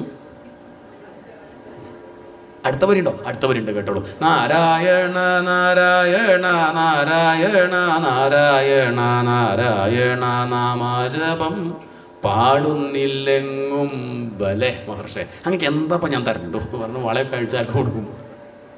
ഇങ്ങനെ ആ പൊട്ടനെ ആര് പറ്റിച്ചു? നാരദ മഹർഷി അങ്ങനെ അവിടെ ആ തൂണും ചാരി നാമം ജപിച്ച് ആ നാരായണനെ ആവാഹിച്ച് കൊണ്ടുപോകുന്നതാണ് ആ തൂണിലേക്ക്. ആ തൂണിലാണ് ആരടിച്ചത്? അവരിക്കും ഇതൊക്കെ ഇത് ഭാഗവതത്തിലില്ലേ, ഇനിയിപ്പോൾ അത് നോക്കണ്ട. ഇങ്ങനെ അദ്ദേഹത്തെ പറ്റിച്ചു എന്നാണ്. ഇനി ജപിക്കണം നിർബന്ധം ഉണ്ടെങ്കിൽ ഹിരണ്യായ നമാന്ന് ജപിക്കാൻ കുഴപ്പമില്ല. അമ്പലം കെട്ടണമെന്ന് ആഗ്രഹമുണ്ടെങ്കിൽ തൻ്റെ ബിംബം വെച്ച് അമ്പലം കെട്ടാൻ കുഴപ്പമില്ല. ഭഗവാനെ ഭജിക്കാൻ സമ്മതിക്കില്ല. ഇങ്ങനൊരു സ്വഭാവം ബ്രാഹ്മണർക്കൊക്കെ വലിയ പ്രയാസമായി, സജ്ജനങ്ങൾക്ക് വലിയ ബുദ്ധിമുട്ടായി. അന്യത്രാലബ്ധചരണാഹ. ദേവന്മാർക്ക് വലിയ പ്രയാസമായി. അവരെല്ലാവരും കൂടി അങ്ങോട്ട് പോയി, ബ്രഹ്മദേവൻ്റെ അടുത്ത് പോയി. ബ്രഹ്മദേവൻ ഇവരെയൊക്കെ കൂട്ടി അങ്ങോട്ട് പോയി. ഇതാണ് അതിൻ്റെ ഒരു പ്രോട്ടോക്കോൾ. അങ്ങനെയാണ്. ബ്രഹ്മദേവനാണ് ഇവരെയൊക്കെ കൊണ്ടുപോവുക. ബ്രഹ്മദേവൻ ഒപ്പിട്ടാൽ മാത്രമേ ആ കടലാസ് ആര് നോക്കുള്ളൂ? വിഷ്ണു ഭഗവാൻ നോക്കുള്ളൂ. അല്ലാതെ ദേവന്മാർ പോയിട്ടും നമ്മൾ പോയിട്ടും കാര്യമൊന്നുമില്ല. അത്രയ്ക്കും ബലം ബ്രഹ്മദേവനുണ്ട്. അവിടെത്തി ഭഗവാനോട് പ്രാർത്ഥിച്ചു. അങ്ങനെയൊക്കെയാണ് വിഷയം എന്ന് അറിയിച്ചു. ഭഗവാൻ പറഞ്ഞു, പേടിക്കേണ്ട, അധികം വൈകാതെ ഞാൻ വരും. ആ ഹിരണ്യകശിപുവിൻ്റെ ഒരു മകനുണ്ടാവും, പ്രഹ്ലാദൻ. ആ പ്രഹ്ലാദൻ്റെ നേരെ ഇയാൾ പുറപ്പെട്ടാൽ, ഇയാളെന്നല്ല ഇനി ആര് പുറപ്പെട്ടാലും ഞാൻ ഹനിഷ്യേപി വരോർജിതം, ഞാൻ അയാളുടെ കഥ കഴിക്കും എന്നങ്ങോട്ട് പറഞ്ഞു. നിർവൈരായ പ്രശാന്തായ സുസുതായ മഹാത്മനെ പ്രഹ്ലാദായ ദാദൃഹ്യേത് ഹനിഷ്യേപി വരോർജിതം. എത്ര വലിയ വലിയ വരം വാങ്ങി പോക്കറ്റിലിട്ട് നടക്കുന്ന ആളാണെങ്കിലും വേണ്ടില്ല എൻ്റെ ഭക്തനായ പ്രഹ്ലാദനെ തൊട്ടാൽ വിവരറിയും എന്ന് പറഞ്ഞ സമയത്ത് ദേവന്മാർ ചോദിച്ചു, അതെന്താ പ്രഹ്ലാദനെ തൊട്ടാലേ അങ്ങേക്ക് വേദനിക്കുള്ളൂ, ഞങ്ങളെ തുടർന്ന് അങ്ങ് കാണില്ലേ, ഞങ്ങളെന്താ അങ്ങയുടെ ഭക്തന്മാരല്ലേ? ഭഗവാൻ പറഞ്ഞു, പ്രഹ്ലാദനൊക്കില്ല. അതുതന്നെയാണ് വിഷയം. എല്ലാവരും എനിക്ക് ഒരുപോലെയാന്നൊക്കെ പറയുമെങ്കിലും ചിലർ എന്താണ് അതാ വ്യത്യാസം. എല്ലാവരും ഒരുപോലെ തന്നെയാണെങ്കിലും ചിലർക്ക് ചോദിക്കാനും പറയാനും ആരും ഉണ്ടാവില്ല. അപ്പോൾ അവരുടെ കാര്യം ഏറ്റെടുക്കും, അവരുടെ കാര്യം ഞാൻ ഏറ്റെടുക്കും. മറ്റവർക്ക് ചോദിക്കാൻ പറയാൻ ആരെങ്കിലൊക്കെ ഉണ്ടല്ലോ, രാഷ്ട്രീയക്കാരുണ്ടാവും, വലിയ ബന്ധുക്കളുണ്ട്, പണക്കാർ, വലിയ സുഹൃത്തുക്കളുണ്ടാവും, കയ്യിൽ കാശുണ്ട്, അപ്പോൾ അവരങ്ങ് ചെയ്യട്ടെ. ആരുമില്ലേ അന്യഥാ ശരണം നാസ്തി, ആരുമില്ലേ ഒരു വരപ്പാ നമ്മൾ ഞാൻ നോക്കാം. മാത്രമല്ല അവരുടെ ഗുണം നോക്കൂ. ആ പ്രഹ്ലാദൻ്റെ ഗുണം എന്താ? നിർവൈരായ, ആരോടും വൈരല്ല. എന്നാൽ ദേവേന്ദ്ര തനിക്ക് അങ്ങനെയാണോ? ആരോടും വൈരല്ലേ? ഭക്തൻ്റെ ഗുണം അതാണ്. ആരോടും എന്തില്ല, വിദ്വേഷമില്ല, വൈരല്ല. പ്രഹ്ലാദൻ തന്നെ കൊല്ലാൻ നോക്കി അച്ഛനോട് പോലും എന്തില്ല, വൈരല്ല. തന്നെ കൊല്ലാൻ നോക്കിയ ആളാ. അവസാനം ഭഗവാൻ ചോദിച്ചു, എന്ത് വരാൻ വേണ്ടുമെന്ന്. അച്ഛന് സൽഗതി കിട്ടണേ. തന്നെ കൊല്ലാൻ നോക്കി അച്ഛന്, ഞാൻ അങ്ങയുടെ മടിയിലിരിക്കുക, അച്ഛൻ നരകത്തിലിരിക്കുക വെച്ചാൽ എനിക്ക് സഹിക്കാൻ പറ്റില്ല, അതുകൊണ്ട് അച്ഛന് നന്മ ഉണ്ടാവണമെന്ന് പ്രാർത്ഥിച്ച മകനല്ലേ. എന്നാൽ ഇന്ദ്ര നിനക്ക് അസുരന്മാരോട് വൈരല്ലേ? ഉണ്ട്. അതന്നെയാ കാര്യം. അത് ഭക്തന് ചേർന്നതല്ല. അതുകൊണ്ട് എനിക്ക് കുറച്ച് പ്രിയമാരോടുണ്ടാവും, പ്രഹ്ലാദനോടുണ്ടാവും. അയാളുടെ ഗുണം കൊണ്ടാണ്. നിർവൈരായ പ്രശാന്തായ, പ്രഹ്ലാദൻ ദുഃഖിച്ച് നമ്മൾ കാണില്ല. ഒരു ഫോട്ടോ പോലും പ്രഹ്ലാദൻ ദുഃഖിച്ചും കൊണ്ടില്ല. എന്നാൽ ഉണ്ടായ അനുഭവമൊക്കെ വളരെ ക്ലേശ. തീയിലിട്ട് കൊല്ലാൻ നോക്കി, വെള്ളത്തിലിട്ടു, മലയുടെ മുകളിൽ നിന്ന് വലിച്ചെറിഞ്ഞു, അച്ഛൻ തന്നെ പലതവണ ദ്രോഹിച്ചു. അപ്പോഴൊന്നും പ്രശാന്തായ. എന്നാൽ ഇന്ദ്രനോ? ഇന്ദ്രൻ ചിരിച്ചും കൊണ്ട് നമ്മൾ കാണില്ല, എപ്പോഴും പേടിയാണ്. ഇവിടെ ആരെയും നാമം ചോദിച്ചാൽ പേടിയായി, യാഗം ചെയ്താൽ പേടിയായി, തൻ്റെ സീറ്റ് എടുക്കാൻ വരികയാണോ, അങ്ങനെ എപ്പോഴും പരിഭ്രമം. എല്ലാം ഉണ്ട് പറഞ്ഞിട്ട് കാര്യമില്ല, ദുഃഖമാണ്. സൗകര്യമൊക്കെ ഉണ്ട്, പക്ഷെ അതിൻ്റെ ഇടയ്ക്ക് ദുഃഖിച്ചും കൊണ്ട് കഴിയുകയാണ്. എന്നാൽ പ്രഹ്ലാദൻ അങ്ങനെയല്ല. അതുകൊണ്ട് ആ പ്രഹ്ലാദനെ തൊട്ടാൽ എനിക്ക് കുറച്ച് വേദനിക്കും. എന്നാൽ അവരൊക്കെ തിരിച്ചു പോയി. അധികം വൈകാണ്ട് ഹിരണ്യകശിപുവിൻ്റെ കഥ കഴിയല്ലോ എന്ന് കരുതി അവർ തിരിച്ചുപോയി. ഹിരണ്യകശിപു കയാധുവിനെയാണ് വിവാഹം കഴിച്ചത്. സംഹ്ലാദൻ, അനുഹ്ലാദൻ, ഹ്ലാദൻ, നാലാമതായി പ്രഹ്ലാദൻ. അതിൽ പ്രഹ്ലാദൻ കുറച്ച് കേമനാണ്. ചെറിയ കുട്ടിയാകുമ്പോഴേ ഹിരണ്യകശിപു ശ്രദ്ധിക്കുന്നുണ്ട്. കയാധു ഗർഭം ധരിച്ചപ്പോൾ തന്നെ ഇതിൻ്റെ മുമ്പൊന്നുള്ളത് പോലെയല്ല, കുറച്ചധികം ചൈതന്യം ആർക്ക്? കയാധുവിനുണ്ട്. ഒരു 6-7 മാസമൊക്കെ ആയപ്പോൾ അങ്ങനെ ഒരു ശബ്ദം കുമ്പേന്നേ, കിരികിരി കിരികിരി. ഒരു 9 മാസമായപ്പം ഹരി ഹരി ഹരി ഹരി ഉള്ളുന്നേ. ഇതൊക്കെ പുറത്തെത്തിയാൽ എന്താ കഥ? പ്രഹ്ലാദൻ ഉണ്ടായി, അങ്ങനെ വളരുകയാണ്. സ്വർണത്തിന് സുഗന്ധം വന്നാൽ എങ്ങനെ ഉണ്ടാവും? അതുപോലെ പ്രഹ്ലാദോ ഭൂൻ മഹാംസ്തേഷാം ഗുണൈർ മഹദുപാസക. എല്ലാ ഗുണങ്ങളും തികഞ്ഞ പ്രഹ്ലാദൻ അങ്ങനെ വളരണു. ആസീനഹ, എന്ത് ചെയ്യുമ്പോഴും ആ ഉണ്ണിക്ക് ഈശ്വര വിചാരം, ഭഗവാനെ മറക്കണില്ല. അതാണ് പ്രത്യേകത. അന്ന് കിട്ടാവുന്നതിൽ വെച്ച് ഏറ്റവും നല്ല കളിപ്പാട്ടൊക്കെ ആര് കൊണ്ടു കൊടുക്കും? ഹിരണ്യകശിപു കൊണ്ടു കൊടുക്കും. എന്നാൽ അതൊന്നും വേണ്ടാന്ന് പറയില്ല, താല്പര്യമൊന്നുമില്ല. എന്നാലും അച്ഛൻ തരില്ലേ, വാങ്ങും, സന്തോഷമായി എന്നൊക്കെ പറയും. അച്ഛൻ അങ്ങോട്ട് പോയാൽ മാറ്റി വയ്ക്കും. നിവർന്ന് അങ്ങോട്ടിരുന്ന് കണ്ണടച്ച് ന്യസ്തക്രീഡനകോബാലഹ. ആ ചെറിയ കുട്ടിക്ക് കളിപ്പാട്ടങ്ങളോടൊന്നും താല്പര്യമില്ലായിരുന്നു യുധിഷ്ഠിര. ജഡവത്തൻ മനസ്തയാ, നിവർന്ന് കണ്ണടച്ചങ്ങനെ ഇരിക്കും. എന്നിട്ടങ്ങനെ പുഞ്ചിരിച്ചങ്ങനെ ഇരിക്കുന്നത് കാണുമ്പോൾ അവിടെയുള്ള അസുരന്മാരൊക്കെ അങ്ങനെ നോക്കിയിട്ട് പറയും, ഇവിടെ ആരും ഇങ്ങനെ ഇരിക്കണത് കണ്ടല്ലേ, ഇവന് കാര്യമായിട്ട് എന്തോ കുഴപ്പമുണ്ട്, ആ ജാതകം ഒന്ന് വാങ്ങണം, ഇവിടെ നല്ലൊരു ജ്യോത്സ്യനെ കാണിക്കുക. എന്തോ ഗ്രഹബാധയാണെന്നാണ് തോന്നുന്നത്. അത് ഗ്രഹബാധയാണ്. ഏത് ഗ്രഹം? അത് ഭാഗവതം പറഞ്ഞു. കൃഷ്ണഗ്രഹഗൃഹീതാത്മാ, കൃഷ്ണനാകുന്ന ഗ്രഹം പിടിച്ചു. നരസിംഹാവതാരം ആവണേ ഉള്ളൂ. ഇതൊക്കെ കഴിഞ്ഞ് കുറേ കഴിഞ്ഞിട്ടാണ് കൃഷ്ണാവതാരം. പക്ഷെ അതിൻ്റെ മുന്നേ കളി തുടങ്ങിയിട്ടുണ്ട്. കൃഷ്ണഗ്രഹഗൃഹീതാത്മാ, കൃഷ്ണനാകുന്ന ഗ്രഹം ഈ ഉണ്ണിയെ പിടിച്ചതുകൊണ്ട് ന വേദ ജഗതീദൃശം, നമ്മളെ ബുദ്ധിമുട്ടിക്കുന്ന ഈ ലോകം, ഈ സംസാരം ആ ഉണ്ണിയുടെ മുന്നിൽ തല കുനിച്ച് നിൽക്കുകയാണ്. ആ ഉണ്ണിക്ക് പേടില്ല, ദുഃഖമില്ല. നമ്മളെ ഈ മായ എങ്ങനെ ബുദ്ധിമുട്ടിക്കുന്നുണ്ട്. ആ മായ പ്രഹ്ലാദൻ്റെ മുന്നിൽ തൊഴുതങ്ങനെ നിൽക്കുകയാണ്. ആ ഉണ്ണിക്ക് ഈ ലോകത്ത് എന്തില്ല, ഒന്നിനെയും ഭയമില്ല, സമാധാനമായിട്ടിരിക്കുകയാണ്. ആസീനഹ പര്യടൻ അശ്നൻ ശയാനഹ പ്രഭിപൻ ബ്രുവൻ, ഇരിക്കുമ്പോഴും നിൽക്കുമ്പോഴും കിടക്കുമ്പോഴും നാനുസന്ധത്തയേതാനി, എല്ലാം ബ്രഹ്മം. നാനുസന്ധത്തയേതാനി ഗോവിന്ദ പരിരംഭിത. താനിരിക്കണത് എവിടെയാ? ഭഗവാനില്ല. താനിരിക്കണത് എവിടെയാ? തന്നെ നീലമേഘ ശ്യാമളനായി ശംഖചക്ര ഗദാധാരിയായി മഞ്ഞപ്പട്ടുടുത്ത് ആ ഭഗവാൻ അങ്ങനെ ഗോവിന്ദ, ആ ഗോവിന്ദൻ 2 കൈ കൊണ്ടും തന്നെ അങ്ങനെ കെട്ടിപ്പിടിച്ച് ഉണ്ണി പ്രഹ്ലാദ നിനക്ക് ഞാനുണ്ട്, ആരില്ലെങ്കിലും ഞാനുണ്ട് എന്നങ്ങനെ പറയുമ്പോൾ പിന്നെ പേടിക്കണോ? അതുകൊണ്ട് ആ ഉണ്ണിക്ക് ഒട്ടും പേടില്ല. എന്നാലും ഇടയ്ക്കൊക്കെ കരയുണ്ടോ? കൊചിദ്രുതതി. എന്തിനാ കരയണത്? കരയണത് എന്താ വെച്ചാൽ ഭഗവാന്റെ ആ കാരുണ്യം അങ്ങനെ ഓർക്കുമ്പോൾ ഇടയ്ക്ക് കണ്ണുമ്പോൾ അങ്ങനെ ആനന്ദ കണ്ണീര് വരികയാണ്. കൊചിദ്രുതതി വൈകുണ്ഠചിന്താ ശബള ചേതന കൊചിത് ഹസതി. ഇടയ്ക്ക് അങ്ങനെ പുഞ്ചിരിക്കും, ഇടയ്ക്ക് കൈയടിച്ച് നൃത്തം വയ്ക്കും. ഇതൊക്കെ കണ്ട് ആ കയാധു സന്തോഷിച്ചു. തൻ്റെ ഭർത്താവോ എത്തിയിച്ചു, അതിൻ്റെ വലിയ നേതാവൊക്കെ ആയിട്ട് അങ്ങനെ വലിയ യുക്തിവാദി ആയിട്ട് നടക്കുകയാണ്. തൻ്റെ മകനുനി അങ്ങനെയാവുമോ? ഈ ഒരു സ്വഭാവം കണ്ടിട്ടല്ലേ വളരുന്നത്, അങ്ങനെയാവുമോ? ഇതൊരു പേടി അമ്മയ്ക്ക് ഉണ്ടായിരുന്നു. പക്ഷേ ഇത് കണ്ടപ്പോൾ സന്തോഷമായി. ഇത് അസല് വൈഷ്ണവൻ നാമാവലി പാടി നൃത്തം വയ്ക്കുന്നത് കണ്ടപ്പം അമ്മ സന്തോഷിച്ചു.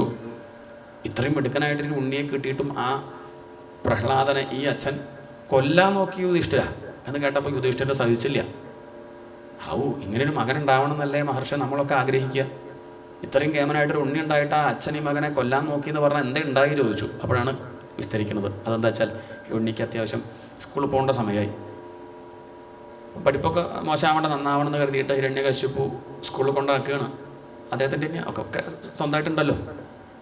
ആ സഹോദരൻ മരിച്ചപ്പോൾ ഓർമ്മയ്ക്ക് ഉണ്ടാക്കി Hiranyaksha memorial higher secondary school, അവിടെയാണ് കൊണ്ട് ചേർക്കുന്നത്. നീല trouser, belt, badge, tie, shoe, socks, towel, powder, മുടിക്കം മാടി, അങ്ങനെ ബാഗൊക്കെ ആയിട്ട് അദ്ദേഹം തന്നെ കൊണ്ടുപോവാണ്. അവിടുത്തെ പ്രിൻസിപ്പലാണ് നമ്മുടെ ശുക്രാചാര്യർ.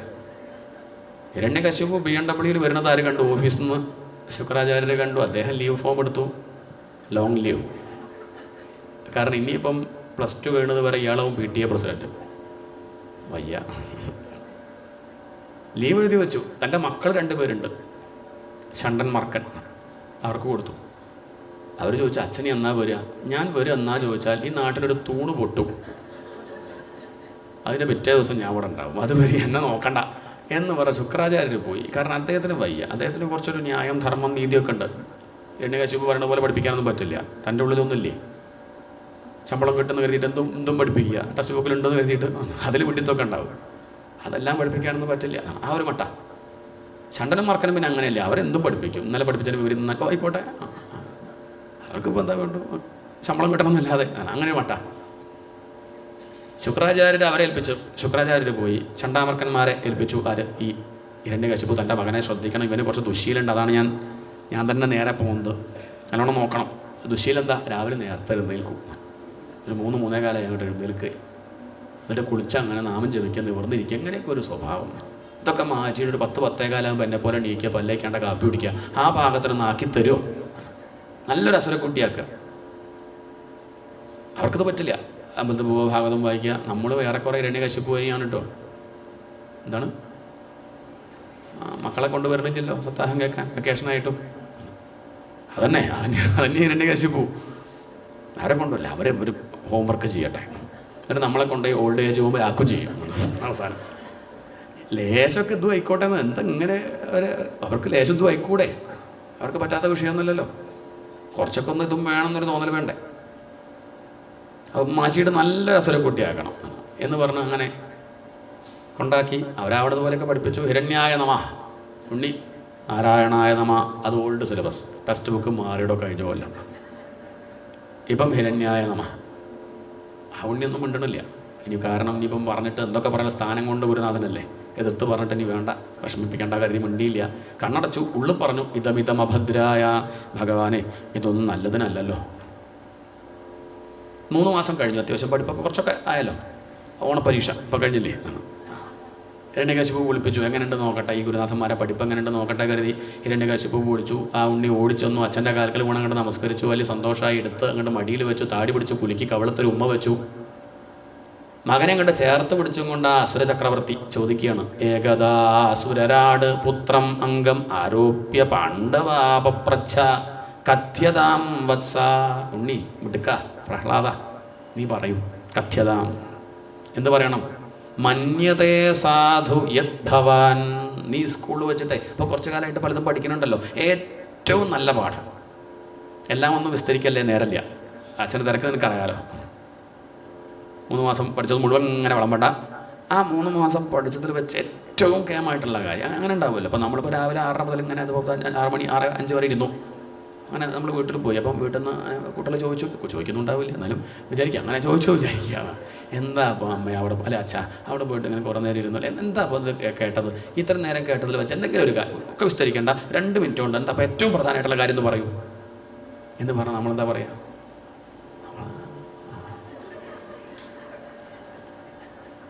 അങ്ങനെ ആവരുതെന്ന് അർത്ഥം. എന്തെങ്കിലും ഒന്ന് ചുരുക്കി പറയാൻ പറ്റണം. ഈ പ്രഹ്ലാദനോട് ചോദിക്കുകയാണ്, ഒന്ന് പറയൂ, നല്ലൊരു പരീക്ഷ അത്. അങ്ങനെ വേണം, അല്ലാതെ റെഡിമെയ്ഡ് ഉത്തരം എന്നല്ല, ബൈഹാട്ട് പഠിച്ച് പോകുന്നല്ല. അങ്ങനെ ചോദിക്കുമ്പോൾ പ്രഹ്ലാദൻ പറയാണ്, ഏറ്റവും നല്ല പാഠം, ഏറ്റവും കേമായിട്ട് തോന്നിയത് ഇത് അച്ഛൻ അറിഞ്ഞേ പറ്റൂ, ഇത് അച്ഛനോട് പറഞ്ഞു കൊടുക്കണം, അങ്ങനെയൊക്കെ നിനക്ക് തോന്നുന്നുണ്ടാവുമല്ലോ, ആ കാര്യം പറഞ്ഞു കൊടുക്കണം, ഇത് അറിയേണ്ടത്, ഇതെല്ലാവരും അറിയേണ്ടതാ. അങ്ങനെ നിനക്ക് തോന്നുന്ന ആ പാഠം ഒന്ന് പറയൂ, കേൾക്കട്ടെ. അച്ഛൻ്റെ മുഖത്തേക്ക് നോക്കിയാൽ ഉണ്ണി പറയാണ് പുഞ്ചിരിച്ചും കൊണ്ട്, തത്സാധു മന്യേ, അതാണ് ഞാൻ ഏറ്റവും കേമായിട്ട് കണക്കാക്കുന്നത്. അസുരവര്യ, എന്താ വിളിച്ചത്? അസുരശ്രേഷ്ഠ. അച്ഛാന്ന് വിളിക്കേണ്ട സ്ഥാനത്ത് വിളിച്ചത് എന്താ? അസുരശ്രേഷ്ഠ. രോമാഞ്ചണ്ടായി ഹിരണ്യകശിപുവിന്. എന്താ ഭാഷ! സ്കൂൾ ചേർത്തതിന് കാര്യമുണ്ട്. അസുരശ്രേഷ്ഠ എന്നാണ് വിളി. തത്സാധു മന്യേ, അതാണ് ഏറ്റവും കേമായിട്ട് ഞാൻ മനസ്സിലാക്കുന്നത്. എന്ത്? സദാ സമുദ്വിഗ്നധിയാം, എപ്പോഴും അങ്ങനെ വിഷമിച്ചുകൊണ്ടിരിക്കുക, മനസ്സങ്ങനെ ഇളകിക്കൊണ്ടിരിക്കുക. എവിടെ ഇരിക്കുമ്പം? ആ വീടാകുന്ന പൊട്ടക്കടലിരിക്കുമ്പോഴേ എപ്പോഴും വിഷമാണെങ്കിൽ, സദാ സമുദ്വിഗ്നധിയാം അസദ്ഗ്രഹാത് ഹിത്വാത്മപാദം ഗൃഹം അന്ധകൂപം. എത്ര സൗകര്യം ഉണ്ടായിട്ടും കാര്യമില്ല അച്ഛാ. വലിയ വീടാണ്, നല്ല സൗകര്യമൊക്കെ ഉണ്ട് പറഞ്ഞിട്ട് കാര്യമില്ല. അവിടെ ഭഗവാനെ ഭജിക്കാനുള്ള അവസരമില്ലെങ്കിൽ അത് പൊട്ടക്കിണറാണ്. ആ പൊട്ടക്കിണറ്റിൽ തവളയെ പോലെ പാറ്റയും പിടിച്ചിരിക്കാണ്ട് അടുത്തുള്ള അമ്പലത്തിൽ പോയിട്ട് സപ്താഹം കേൾക്കുക. അതാണിപ്പോൾ പറയുന്നത് വരുന്നത്. ഹിത്വ ആത്മപാദം ഗൃഹം അന്ധകൂപം വനം ഗതഃ ഹരിം ആശ്രയേത. ഈ പൊട്ടക്കിണറാകുന്ന വീട്ടിലിരുന്നിട്ട് ഈ തുച്ഛമായിട്ടുള്ള സുഖം, തവളയുടെ വിചാരം ഏറ്റവും കേമെന്താ? വേറൊന്നും കണ്ടില്ല, അത് പരമ്പരയായിട്ട് പൊട്ടക്കിണറ്റിലാണ്. അച്ഛനും മുത്തച്ഛനും ഒക്കെ അവിടെ തന്നെയാണ്. അപ്പം അങ്ങനെ ഞാൻ വേറെ എവിടെയും പോയിട്ടുമില്ല. അപ്പം ഏറ്റവും വലുത് എന്താ കേമെന്ന് ചോദിച്ചാൽ പൊട്ടക്കിണറാണ്. രാജധാനിയാണ് പൊട്ടക്കിണർ. ഏറ്റവും വലിയ സുഖം പാറ്റയെ പിടിക്കുക, എന്താ രസം, വേറൊന്നും ഇഷ്ടല്ലേ. അങ്ങനെ ഇരിക്കുമ്പോഴാണ് ആ കടലിൽ നിന്നൊരു തവള അറിയാണ്ട് ചാടിയത് മാറിപ്പോയി. അടുത്തതോ കല്യാണത്തിന് പോയിട്ട് തിരിച്ചു പോകുമ്പോൾ മാറിപ്പോയി ചാടിയത്. അത് ഇങ്ങോട്ട് പോകണം, എവിടേക്ക്? ഈ പൊട്ടക്കിണറ്റിൽ വീണു. അപ്പോൾ ഈ തവളയെ കണ്ടപ്പോൾ ഈ തവളയ്ക്ക് അത്ഭുതം, ഇതെന്തൊരു തവള, അങ്ങനൊരു തവള, എപ്പോഴും സന്തോഷിച്ചും കൊണ്ടൊരു തവള, എനിക്കെന്താ അത്ര സന്തോഷം, നീ എവിടുന്നാണ് വരുന്നത് ചോദിച്ചു. ഞാൻ കടലിൽ നിന്ന് വരികയാണ്. കടലോ? കേട്ടിട്ടൊന്നുമില്ല. കടലെവിടെ? പൊട്ടക്കിണറെവിടെ?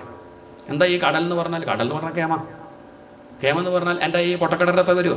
അയ്യോ, എന്താ അയാളോട് പറയാ? നിങ്ങളോട് ഭാഗവതം കേട്ടാൽ എന്താ രസം എന്ന് ചോദിച്ചാൽ നിങ്ങളെന്താ പറയുക? ഇന്ന് വരെ ഭാഗവതം എന്താണെന്ന് അറിയാത്തവർ, സപ്താഹം എന്താ കേൾക്കാത്തവർ, അതിനെപ്പറ്റിയൊന്നും നിശ്ചയില്ല, ഒന്നുമില്ല. നിങ്ങളെന്തോ പോയി ഇങ്ങനെ തിരിച്ച് വൈകുന്നേരേ സങ്കടം തോന്നുന്നല്ലോ. ഈ ഊബറൊക്കെ വിളിച്ചാലേ ഇത്രയും ബ്ലോക്കിൻ്റെ ഇടയ്ക്ക് എങ്ങനെ, എന്നാലും മോഹം ഇത്രയും പേര് ഇരിക്കുന്നുണ്ടല്ലോ. അങ്ങനെ പോകുമ്പോൾ ചോദിച്ചു, എന്തപ്പോൾ അതുകൊണ്ട് കിട്ടണം, എന്താപ്പോൾ അവിടെ നടക്കണത്, എന്താ പറയുക? ഒന്നും പറയാല്ലേ, എന്ത് ഇയാൾക്ക് മനസ്സിലാവും അത് പറഞ്ഞിട്ട് താൻ വിട്ടോളൂ, ഇറക്കിയാൽ മതി. അതല്ലാണ്ട് എന്താ പറയുക? കടലിനെ പറ്റി എന്ത് പറഞ്ഞു കൊടുക്കും? ഈ പൊട്ടക്കിണറിൻ്റെ അത്ര വരുമോ എന്ന് ചോദിച്ച ഈ തവളയോട് എന്ത് പറയും? അതൊന്നും അല്ലടോ, അതൊക്കെ വളരെ വലുതാണ്. വലുതെന്ന് പറഞ്ഞാൽ എത്ര വരും? ഇതിൻ്റെ 2 ഇരട്ടി വരുമോ? അതിലപ്പുറം ഒന്നും ചിന്തിക്കാൻ വയ്യ. അതൊന്നുമല്ല, വളരെ വളരെ വലുതാണ്. എത്ര വരും? ആകാശത്തേക്ക് നോക്കിയിട്ട് പറഞ്ഞു, മുകളിലേക്ക് നോക്കട്ടോ, ആകാശം കണ്ടില്ലേ, അത്ര വരും. അപ്പോൾ ഇയാൾ ചോദിക്കുക, അതെൻ്റെ വട്ടക്കിണറിൻ്റെ ഉള്ളിലാണ്. താഴെ നിൽക്കുന്ന തവളയ്ക്ക് ഇപ്പോൾ അത്രയല്ലേ അറിയുള്ളൂ. അവസാനം അതിനെ പിടിച്ച് കൂട്ടിക്കൊണ്ടുപോയി ഓരോ റിങ്ങായിട്ട് മുകളിലെത്തി, ആ വക്കത്തെത്തി. ഇനിയൊന്ന് മുകളിലേക്ക് നോക്കൂ പറഞ്ഞപ്പോൾ ആകാശം കണ്ടു. ഇനി ഞാൻ വല്ലതും പറയണോ? ഇത്രയ്ക്ക് വരും എന്ത് എൻ്റെ സമുദ്രം എന്ന് പറയുമ്പോൾ ആ തവളൊരു ശബ്ദം ഉണ്ടാക്കി. പേക്രമല്ല, ഓം. അതാണ് ഋഷിമാരുടെ മന്ത്രം, പ്രണവം. ഇതിലപ്പുറം ഒന്നും പറയാനില്ല. ആ അനുഭൂതി നാവുകൊണ്ട് വിവരിക്കാൻ പറ്റിയതല്ല. അതുകൊണ്ട് അച്ഛാ, ഈ കാണുന്ന സൗകര്യങ്ങളൊക്കെ കേമെന്ന് വിചാരിക്കേണ്ട കേട്ടോ. സമയത്ത് ആഹാരം കിട്ടണു, നല്ല ആരോഗ്യമായിട്ടിരിക്കണു, കുറേ കാശ് കയ്യിലുണ്ട്, ഇതൊന്നല്ല കാര്യം. സദാ സമുദ്വിഗ്നധിയാം അസദ്ഗ്രഹാത്. ഇതൊക്കെ എന്ന് വേണമെങ്കിൽ നഷ്ടപ്പെടാം. പണ്ട് പാശ്ചാത്യർ ഒരു വലിയ കേമൻ വിവേകാനന്ദ സ്വാമിയോട് ചോദിച്ചു, നിങ്ങളുടെ കഥ കഷ്ടം തന്നെയാണല്ലോ, ഇങ്ങനെ കാവ്യം കൊണ്ടെടുത്ത് നടക്കല്ലേ, സുഖം ഒന്നും അനുഭവിക്കാൻ പറ്റാതെ. അവരനുഭവിക്കേണ്ട സുഖം മനസ്സിലാവണില്ല. സ്വാമി പറഞ്ഞു, നിങ്ങൾ അനുഭവിക്കുന്നതാണ് കഷ്ടം. ഏതുപോലെ ചോദിച്ചാൽ അടുക്കള വാതിലൂടെ ഒളിഞ്ഞു വന്നിട്ട് നായ ഭക്ഷണം കഴിക്കുന്നത് പോലെ നിങ്ങൾ ഈ സുഖമൊക്കെ അനുഭവിക്കുന്നത്. എപ്പം വേണമെങ്കിലും അടി കിട്ടും, പേടിച്ച് പേടിച്ച് നോക്കുകയാണ് മുതലാളി വരുന്നുണ്ടോ ഇല്ല, വരുന്നുണ്ടോ. ഇതുപോലെ നമ്മളും അനുഭവിക്കുന്നത്, എപ്പം വേണമെങ്കിലും മരണം സംഭവിക്കാം, പേടിച്ച് പേടിച്ച് പേടിച്ച് പേടിച്ച് സിനിമ കാണുമ്പോഴും പായസം കഴിക്കുമ്പോഴും ഷുഗർ 600. ഇങ്ങനെ മരണത്തെ ഭയപ്പെട്ടിട്ടാണ്. ഞങ്ങൾക്ക് പിന്നെ ആ പേടിയില്ല, മരണമില്ല, അതറിയുന്നില്ല. അതുകൊണ്ട് ഏറ്റവും വലിയ ത്യാഗം എന്ന് പറഞ്ഞാൽ ശരിക്കും പറഞ്ഞാൽ നമ്മളാ ത്യാഗികൾ. പണ്ടൊരു സന്യാസിയെ ഒരാൾ നമസ്കരിച്ചിട്ട് പറഞ്ഞു, നിങ്ങൾ വലിയ ത്യാഗികളാട്ടോ, കാരണം ഭാര്യ ഒഴിവാക്കി, മക്കളെ ഒഴിവാക്കി, സമ്പത്ത് ഒഴിവാക്കി ഇങ്ങനെ നടക്കണില്ലേ ചോദിച്ചു. അപ്പോൾ സന്യാസി പറഞ്ഞു, അങ്ങനെയാണെങ്കിൽ നിങ്ങളാണ് വലിയത് ത്യജിച്ചത്. എന്ത്? സമാധാനത്തെ ത്യജിച്ചില്ലേ? അപ്പം നിങ്ങളാണ് വലിയ ത്യാഗി, ഞാൻ അങ്ങോട്ടാണ് നമസ്കരിക്കേണ്ടത്. ഭാര്യ മക്കളൊക്കെ ഉണ്ട്, പക്ഷെ സമാധാനം ഇല്ലല്ലോ. ഞങ്ങൾ സമാധാനത്തിന് വേണ്ടിയിട്ടാണൊക്കെ ത്യജിച്ച് നടക്കുന്നത്, നിങ്ങൾക്ക് അത് ത്യജിച്ചില്ലേ? ഏറ്റവും വലുത് സമാധാനമല്ലേ? വലിയ സാധനം ത്യജിച്ചു വെച്ചാൽ നിങ്ങളാണ് ത്യാഗി. അതുകൊണ്ട് നാമം ജപിക്കാത്തവരാണ് വീട്ടിലെങ്കിൽ ആ വീട് വിട്ട് കാട്ടു പോവുക. വനം ഗതോയത് ഹരിം ആശ്രയത, എന്നിട്ട് ഹരിയെ ആശ്രയിക്കുക. കാട്ടുപോയാൽ കരടിയും പൂലിയൊക്കെ ഉണ്ടാവില്ലേ? അത് നാമം ജപിക്കാത്ത വീട്ടുകാരെക്കാൾ നല്ലത്. അതന്നെയാണ് അർത്ഥം. കാടിന് അതിൻ്റെ ഒരു സമ്പ്രദായമുണ്ട്. അവിടെ വലിയ കുഴപ്പമൊന്നും ഉണ്ടാവില്ലേ, നമ്മളൊന്ന് ഒതുങ്ങി കഴിയണമെന്നേ ഉള്ളൂ. മനുഷ്യനെ നമുക്ക് വിശ്വസിക്കാൻ പറ്റുമോ? അടുത്ത് വന്ന കഴുത്തിൽ മാനിട്ട് ബോംബ് വെച്ച് പോകണില്ലേ? ആ സ്വഭാവം കാട്ടിലില്ല. കാട്ടിൽ ദുഷ്ടമൃഗങ്ങളായിട്ട്, സാധുമൃഗങ്ങളായിട്ട്, അവർക്ക് അഭിനയമൊന്നുമില്ല. എങ്ങനെ വെച്ചാൽ അങ്ങനെ. അതുകൊണ്ട് അച്ഛാ, ഭഗവാനെ ആശ്രയിക്കുക. അത് കാട്ടിലാണെങ്കിൽ കാട്ടിൽ, വീട്ടിൽ പറ്റണില്ലെങ്കിൽ വീട് വിട്ട് എവിടെയോ പറ്റുവെച്ച് ആ സ്ഥലത്ത് പോയിട്ട് ആശ്രയിക്കുക എന്നാണ് പറഞ്ഞത്. ഇതങ്ങോട്ട് കേട്ടില്ലേ? ഹരിം ആശ്രയത, ഹരിയെ ആശ്രയിക്കാൻ തൻ്റെ മകൻ പറയണത് ഇതാണോ ചണ്ടാമർക്കന്മാർ പഠിപ്പിച്ചത്? ഉണ്ണിയെ അങ്ങോട്ട് മാറ്റി നിർത്തി നേരെ നോട്ടം കേട്ട ചണ്ടാമർക്കന്മാരങ്ങോട്ട് നോക്കി, അവരങ്ങോട്ട് ആകെ പേടിച്ചു.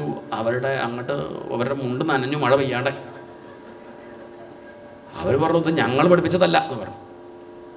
കശ്യപ് പറഞ്ഞു, മനസ്സിലായി, ഇത് നിങ്ങൾ പഠിപ്പിച്ചതല്ല, കാരണം ഇങ്ങനെ പഠിപ്പിക്കണം വെച്ചാൽ കുറച്ച് ബുദ്ധി വേണം, അത് നിങ്ങൾക്കില്ലല്ലോ. അങ്ങനെയൊക്കെ പറയണം വെച്ചാൽ തന്നെ കുറച്ചൊരു ഇത് വേണ്ടേ.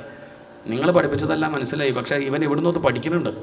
ഇതാ കൊറോണയ്ക്ക് ശേഷം ഇപ്പോൾ ഓൺലൈൻ ക്ലാസ് തുടങ്ങിയിട്ടേ, കൊറോണയൊക്കെ കഴിഞ്ഞു, നിർത്തുന്നില്ല. അങ്ങനെ പലതും അറിയില്ലല്ലോ. ഇദ്ദേഹം നിങ്ങളെ സ്കൂളിൽ നിന്ന് അവിടെ വാതിൽ കുറ്റിട്ടിട്ട് ഉള്ളുന്ന വല്ല ഗൂഗിൾ മീറ്റോ സൂമിലൊക്കെ എന്തെങ്കിലും വല്ലതും പഠിക്കണ്ടോ അറിയില്ലല്ലോ. അങ്ങനെ വല്ല ഓൺലൈൻ ക്ലാസ് ഉണ്ടെങ്കിലോ. ഇനി ശ്രദ്ധിക്കണം, ഒരു CCTV വയ്ക്കുക, ഇവൻ ഇനി എവിടെന്നെങ്കിലും എന്തെങ്കിലും പഠിക്കണുണ്ടോ ഉള്ളത് നോക്കണം. ശരി, അവർ കൊണ്ടുപോയി അങ്ങനെ ശ്രദ്ധിച്ചു, അവർ CCTV ഒക്കെ വെച്ചു. ഇനി ഉണ്ണി വേറെ എവിടെന്നെങ്കിലും ട്യൂഷന് പോകുന്നുണ്ടോ, ഇനി ഏതെങ്കിലും പുസ്തകം വേറെ പഠിക്കുന്നുണ്ടോ എന്നൊക്കെ അറിയാനൊക്കെ ആയിട്ട് നോക്കി. അവർ പിന്നെയും പലതും പഠിപ്പിച്ചു. അടുത്ത പരീക്ഷയായി കൊണ്ടുപോയി ക്രിസ്മസ് പരീക്ഷ.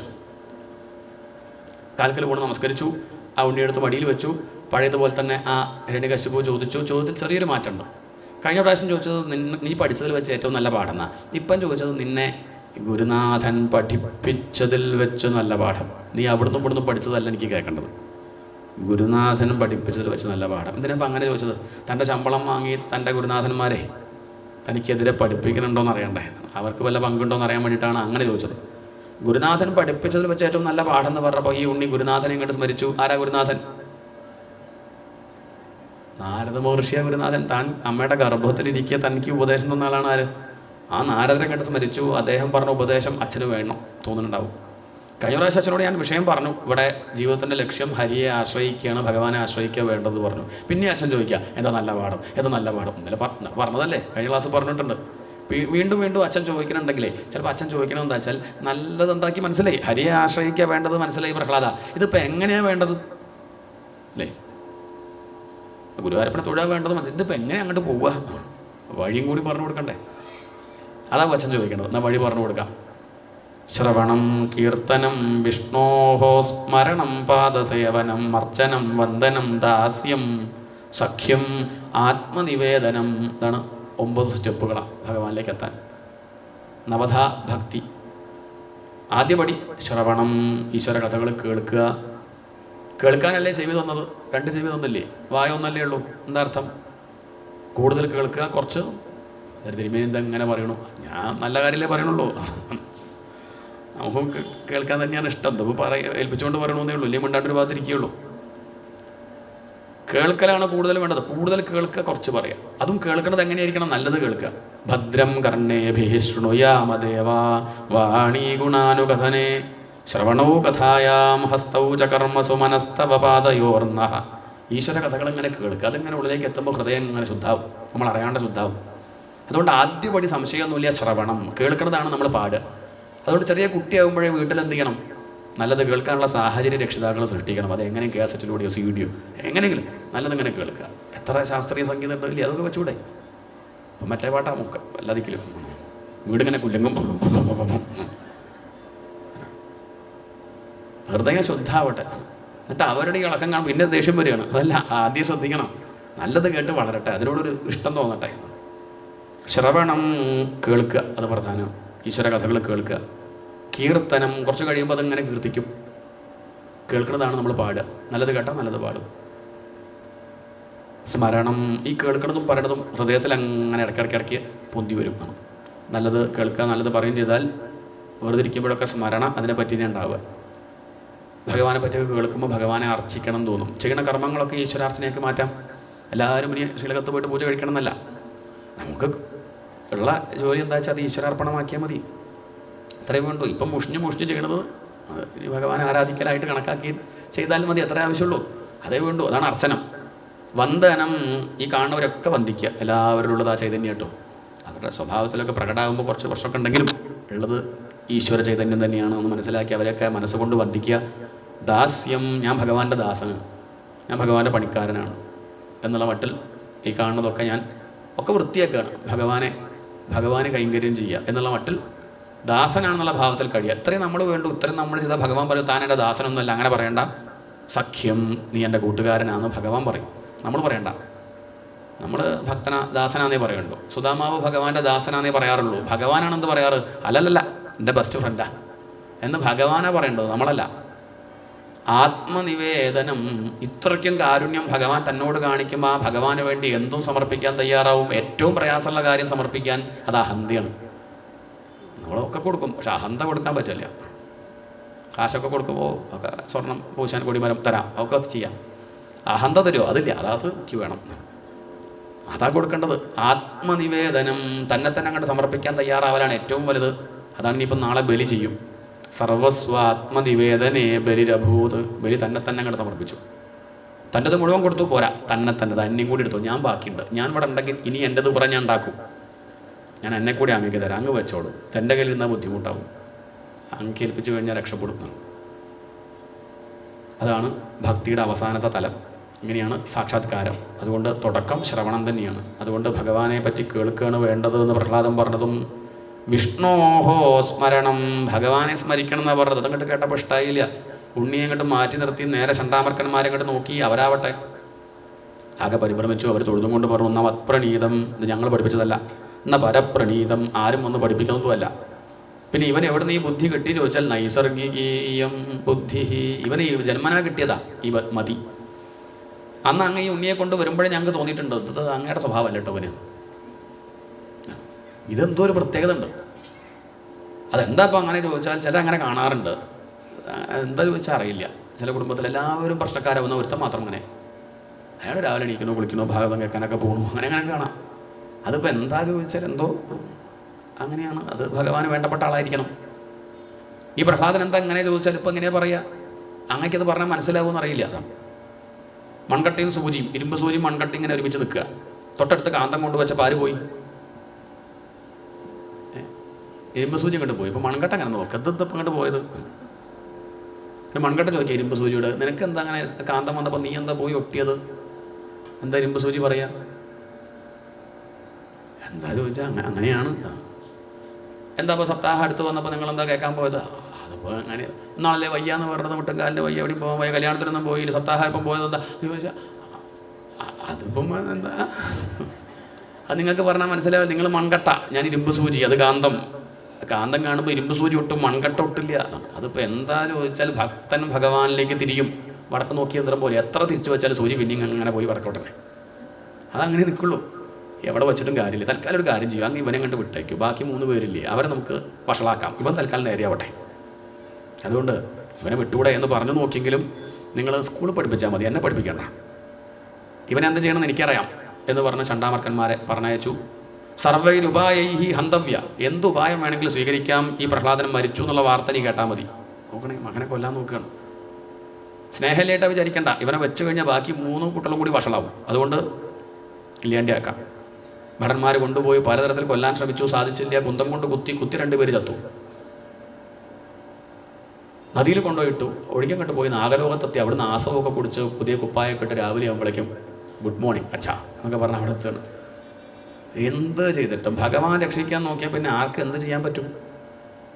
പർവ്വതത്തിൻ്റെ മുകളിൽ താഴത്തേക്ക് ഇട്ടപ്പോൾ തൂവലൊക്കെ പോണത് പോലെ അങ്ങനെ ഭൂമിദേവിയുടെ മടിയിൽ ഭൂമിദേവി കെട്ടിപ്പിടിക്കണോ, ഉമ്മ വയ്ക്കണോ, നിന്നൊന്ന് ഏകാന്തത്തിൽ കാണാൻ പറ്റിയല്ലോ ഉണ്ണി എന്ന് പറഞ്ഞ് ലാളിക്കുന്നു. തീയിലിട്ട സമയത്ത് അച്ഛാ കമ്പിളി ഉണ്ടോ? തണുക്ക നോക്കണേ. തീയിലിട്ടപ്പോഴേ വിഷം കൊടുത്തപ്പം ശ്രീകൃഷ്ണാർപ്പണം വസ്തു അതങ്ങോട്ട് കുടിച്ചു, ഭഗവാന് കൊടുത്തു. പാൽപ്പായസം കുടിക്കുന്ന പോലെ അങ്ങോട്ട് കുടിച്ചു. എന്ത് ചെയ്തിട്ടും കൊല്ലാൻ സാധിക്കണില്ല. ഹിരണ്യകശിപു അങ്ങനെ നോക്കുകയാണ്. ഇനിയിപ്പം താൻ വാങ്ങിയ വരം തൻ്റെ ഉണ്ണിക്കും കിട്ടിയോ? മരിക്കരുതെന്നുള്ള വരെയാണ് പാരമ്പര്യമായിട്ട് കിട്ടിയോ? ഇവനിനി എന്ത് ചെയ്യും? ഹിരണ്യകശിപുവിന് പ്രഹ്ലാദനെ കാണുമ്പോഴേ ഭയം. അടുത്ത് വന്നാൽ പേടിയായി. ചണ്ടാമർക്കന്മാർ പറഞ്ഞു ഞങ്ങൾ കൊണ്ടുപോകും, അങ്ങനെ പരിഭ്രമിക്കേണ്ട, ഞങ്ങൾ കൊണ്ടുപോയിക്കോളാം, എപ്പോഴാ വേണമെങ്കിൽ കൊണ്ടുപോയിക്കോളൂ എന്ന് പറഞ്ഞ് അങ്ങനെ ചണ്ടാമർക്കന്മാർ അവരെ കൊണ്ടുപോയി. ഈ ഉണ്ണിയെ കൊണ്ടുപോയി സ്കൂളിൽ അവിടെ പറഞ്ഞാൽ കേൾക്കാത്ത കുട്ടികളെ നിർത്തുന്ന മുറിയുണ്ട്, അവിടെ കൊണ്ടുപോയി പൂട്ടിയിട്ടു. മറ്റുള്ള കുട്ടികളൊക്കെ അടുത്തേക്ക് ഇങ്ങനെ മെല്ലെ വന്നു. എന്നാലും എൻ്റെ പ്രഹ്ലാദ,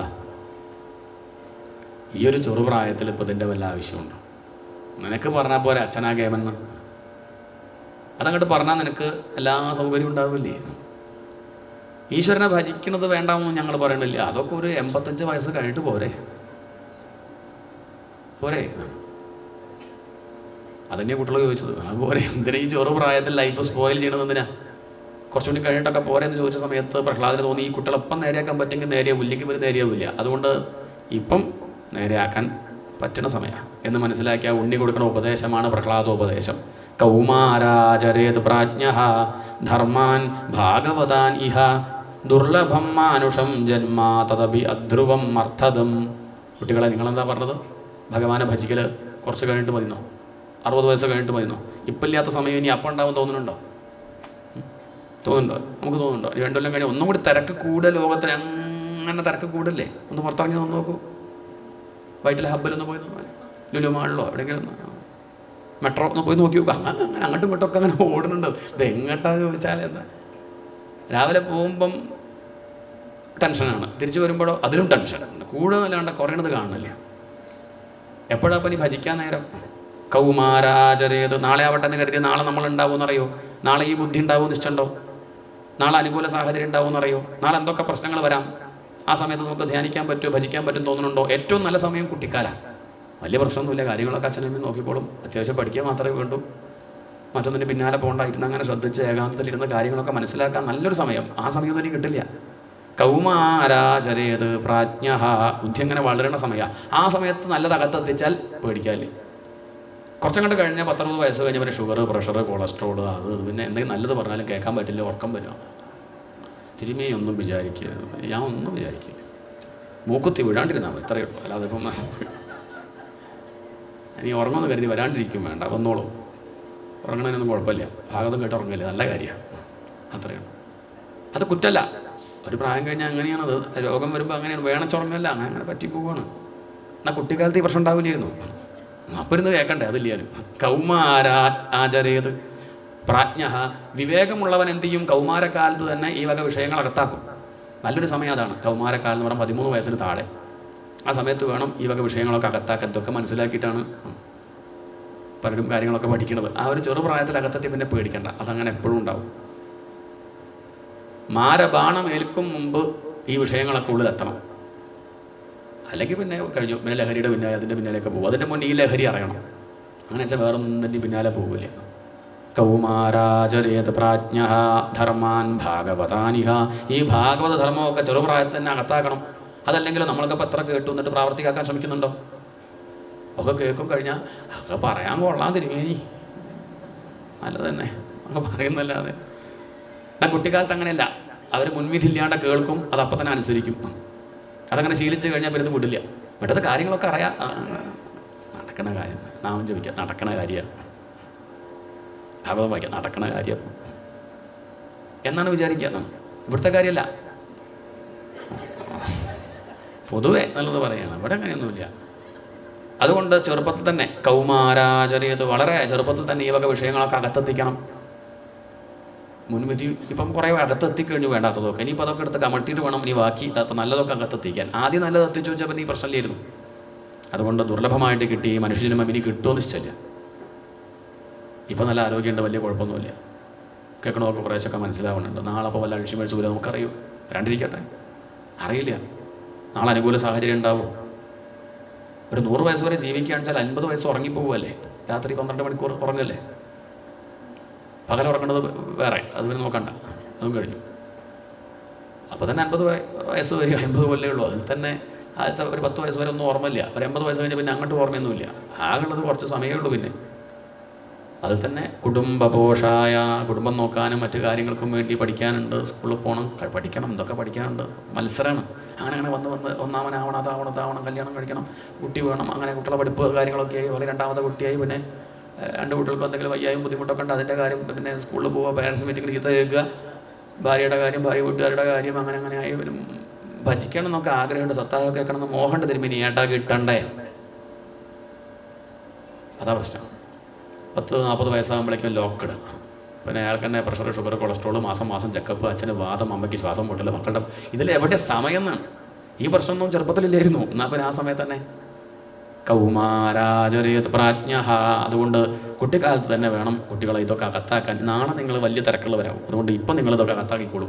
നീ എവിടെ നിന്നൊക്കെ പഠിച്ചു? അതെന്താ വെച്ചാൽ ഈ അമ്മ ഗർഭിണിയായിട്ടിരിക്കുമ്പോഴേ അച്ഛൻ തപസ് ചെയ്യാൻ പോയില്ലേ? ആ സമയത്ത് ഇന്ദ്രൻ എൻ്റെ അമ്മയെ തട്ടിക്കൊണ്ടുപോയി. കാരണം ഹിരണ്യകശിപ്പുവിൻ്റെ ശല്യം തന്നെ സഹിക്കാൻ വയ്യ. ഇനിയിപ്പം ഒരു ചോട്ടായ ഹിരണ്യകശിപ്പു ഉണ്ടായാൽ ഹിരണ്യകശിപ്പുവിനെ പോലെയാവുന്നല്ലേ വിചാരിക്കപ്പം ഈ ഉള്ളിലുണ്ടാവുന്ന ആൾ. അതുകൊണ്ട് പ്രസവിച്ചാൽ ഉടനെ കഥ തീർക്കണം. ആരുടെ? പ്രഹ്ലാദൻ്റെ കഥ തീർക്കണം എന്ന് കരുതിയിട്ട് ഈ കയാധുവിനെ കൊണ്ടുപോവുകയാണ് ആര്? ഇന്ദ്രൻ. ഇത് നാരദ മഹർഷി കണ്ടു. ഭാഗ്യം. മഹർഷി ചോദിച്ചു, ഇന്ദ്രനെന്താ ഏർപ്പാടത്? കയാധു ഹിരണ്യകശിപ്പുവിൻ്റെ ഭാര്യ. മറ്റുള്ളവരുടെ ഭാര്യയെ എങ്ങനെയാണ് കാണേണ്ടത്? മാതൃവത്ത് പരതാരേഷു. ഇതാണ് ഭാരതീയ സംസ്കാരം. മറ്റുള്ളവൻ്റെ ഭാര്യയെ അമ്മയെന്നാണ് വിളിക്കുക. തന്നെക്കാൾ പ്രായം കുറഞ്ഞതാണെങ്കിലും ഇന്നിപ്പോൾ ഇഷ്ടമല്ല കേട്ടോ. ഇന്നിപ്പം പ്രായമുള്ള 85-90 വയസ്സായ മുത്തശ്ശിയെ അമ്മയെന്ന് വിളിച്ചപ്പോൾ മുത്തശ്ശി പറഞ്ഞു, എന്നെ തിരുമേനി ചേച്ചിയെന്ന് വിളിച്ചാൽ മതി. ഇതാണ് ഇപ്പോഴത്തെ കാലം. പണ്ടങ്ങനെയല്ല. പണ്ട് ആരും വിളിക്കുക. അപ്പം ഉണ്ടായ കുട്ടി പെണ്ണാണെങ്കിൽ അമ്മയെന്ന് വിളിക്കാം. മാതൃവത്ത് പരതാരേഷു. ഇതാണ് നമ്മുടെ സംസ്കാരം. അങ്ങനെ ഇരിക്കാൻ നീ എന്താ ഇപ്പോൾ ഈ ഹിരണ്യകശിപുവിൻ്റെ ഭാര്യ കയാധുവിനെയും കൊണ്ടുപോകുന്നത്? നീ പേടിക്കേണ്ട, അതിലുണ്ടാവണം മകൻ നമ്മുടെ പാർട്ടിക്കാരനാ എന്നങ്ങോട്ട് കേട്ടപ്പം വൈഷ്ണവനാന്ന് കേട്ടതും ഹിരണ്യകശിപു തൊഴുത് നമസ്കരിച്ചു. ക്ഷമിക്കണം എന്ന് പറഞ്ഞ് നമസ്കരിച്ച് ആര് പോയി? ഈ ഇന്ദ്രൻ പോയി. അപ്പം നാരദ മഹർഷിയെ കുടുങ്ങിയത്. ഗോപിക്കുറി കയ്യിൽ വീണ നാരായണ അടുത്തൊരു ഗർഭിണി, എന്ത് ചെയ്യും? വേഗം കൊണ്ടുപോയി ആശ്രമം കെട്ടി. ആദ്യമായിട്ട് ഇതുവരെ ആശ്രമമൊന്നുമില്ല നാരദർക്ക്. ആദ്യമായിട്ട് അങ്ങനെ ആശ്രമം കെട്ടി അവിടെ ഈ കയാധു. നാരദ മഹർഷി സയൻറ്റിസ്റ്റാണ്. എന്തെല്ലാം പരീക്ഷണം നടത്തി നേരെയാക്കാൻ വേണ്ടിയിട്ട് അങ്ങനെ പലരെയും നോക്കി. പ്രായമുള്ളവർക്ക് ഉപദേശിച്ച നേരെയാവുമെന്ന് കരുതിയിട്ട് പ്രാചീന വർഗീസിന് പുരഞ്ജനോപാഖ്യാനം ഉപദേശിച്ചു. കുറേ അനുഭവമൊക്കെ ഉണ്ടാവുമല്ലോ, ജീവിതത്തിൽ കുറേ പഠിച്ച ഒരാളാവുമല്ലോ പ്രായമുള്ള ആളാവുമ്പോൾ എന്ന് കരുതി പറഞ്ഞു കൊടുത്തു. മനസ്സിലായില്ല ചോദിച്ചപ്പോൾ പറഞ്ഞു അയാൾ ആദ്യം ലേശം കഥ ഉണ്ടായിരുന്നു, ഈ കഥ കേട്ടപ്പോൾ ഉള്ള കഥയും പോയി എന്നാണ് പറഞ്ഞത്. അപ്പോൾ മനസ്സിലായി ഇതൊക്കെ പ്രായമായി കഴിഞ്ഞ് ചിലപ്പം പറഞ്ഞാൽ മനസ്സിലാവില്ല. ചെറുപ്പക്കാരെ കിട്ടിയാൽ നന്നായെന്ന് കരുതി ചെറുപ്പക്കാർക്ക് ഉപദേശിച്ചു, അതും കിட்ட നേരെയായില്ല. 5 വയസ്സ് കുട്ടികൾക്ക് ഉപദേശിച്ചാൽ നേരെയാവുന്ന കരുതി ധ്രുവനെ കണ്ട് ഉപദേശിച്ചു. 36,000 കൊല്ലം രാജ്യം ഭരിച്ചതിന് ശേഷം മാത്രമേ ഭഗവാനിലേക്ക് തിരിഞ്ഞുള്ളൂ. അപ്പോൾ തോന്നി ഗർഭത്തിലിരിക്കുമ്പോൾ തന്നെ ഉപദേശിക്കണം. അത് പുറത്തെത്തിയ പ്രശ്നമായി. അങ്ങനെ വല്ല ഗർഭിണികളെയും കിട്ടുമോ നോക്കി നിൽക്കുമ്പോഴാണ് ആരെ കിട്ടിയത്? എന്നാൽ പിന്നെ നോക്കുക, പരീക്ഷണമാണ്. അത് സക്സസ്, വിജയിച്ചു. സാത്വസ്മിൻ പരമപ്രേമരൂപാ ഭക്തി. ഉള്ളിൽ പ്രഹ്ലാദനിരുന്ന് മൂളാണ്. കേൾക്കുന്നുണ്ട്. കയാധു കേൾക്കണ്ടോ ഇല്ലേ അതൊന്നും വിഷയമില്ല. ഉള്ളിലുള്ള പ്രഹ്ലാദനത് കേട്ടിട്ടുണ്ട്. ഗർഭിണിയാകുമ്പോഴും ഉള്ളിലുള്ള കുട്ടിക്ക് കേൾക്കാം. അത് കണ്ണ് കാണില്ലെങ്കിലും ചെവി കേൾക്കും. ശബ്ദമൊക്കെ കേട്ടാൽ ഞെട്ടില്ലേ? നല്ലത് കേട്ടാൽ മതി. ആ സമയത്തുണ്ടാവുന്ന അമ്മയുടെ ഭാവങ്ങളൊക്കെ ആരെ സ്വാധീനിക്കും? കുട്ടിയെ സ്വാധീനിക്കും. അമ്മ നല്ല ശുദ്ധമായിട്ട് ഈശ്വര കഥകളൊക്കെ കേട്ടിരുന്ന് നോക്കൂ. ഉണ്ടാവുന്ന കുട്ടി പ്രഹ്ലാദനെ പോലെയും ധ്രുവനെ പോലെയൊക്കെയാവും. ഇത് സീരിയൽ അടിയും കൊത്തുമുള്ള സീരിയൽ കണ്ടാൽ ഉണ്ടാവുന്ന കുട്ടി കുട്ടിച്ചാത്തനെ പോലെയൊക്കെ ആവും. അത് കുറ്റം പറഞ്ഞിട്ട് കാര്യമില്ല. അത്രയേ ഉള്ളൂ. കരുതണം എന്നർത്ഥം ആണ്. അത് കാണിക്കാനാണ് ഇപ്പോൾ ഈ കഥയൊക്കെ. ഏതായാലും അങ്ങനെയാണ് ഈ പ്രഹ്ലാദൻ ഇത് പറഞ്ഞ സമയത്ത് കുട്ടികൾ ചോദിച്ചു, നമ്മളതിന് അസുരന്മാരല്ലേ? അതിനെന്താ, ഞാനും അസുരനല്ലേ?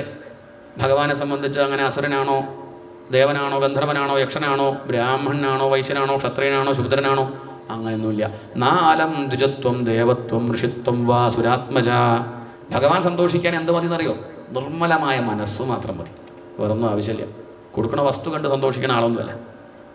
നിങ്ങൾക്ക് നിഷ്കളങ്ക മനസ്സില്ലേ? മതി, അതിലപ്പുറമൊന്നും വേണ്ട. അതുകൊണ്ട് ഭഗവാനെ ആശ്രയിച്ചുകൂടെ? ആശ്രയിച്ചാലുള്ള ഫലം നിങ്ങൾ കണ്ടില്ലേ? എന്നെ എന്തൊക്കെ ചെയ്യാൻ നോക്കി അച്ഛൻ കേട്ടോ.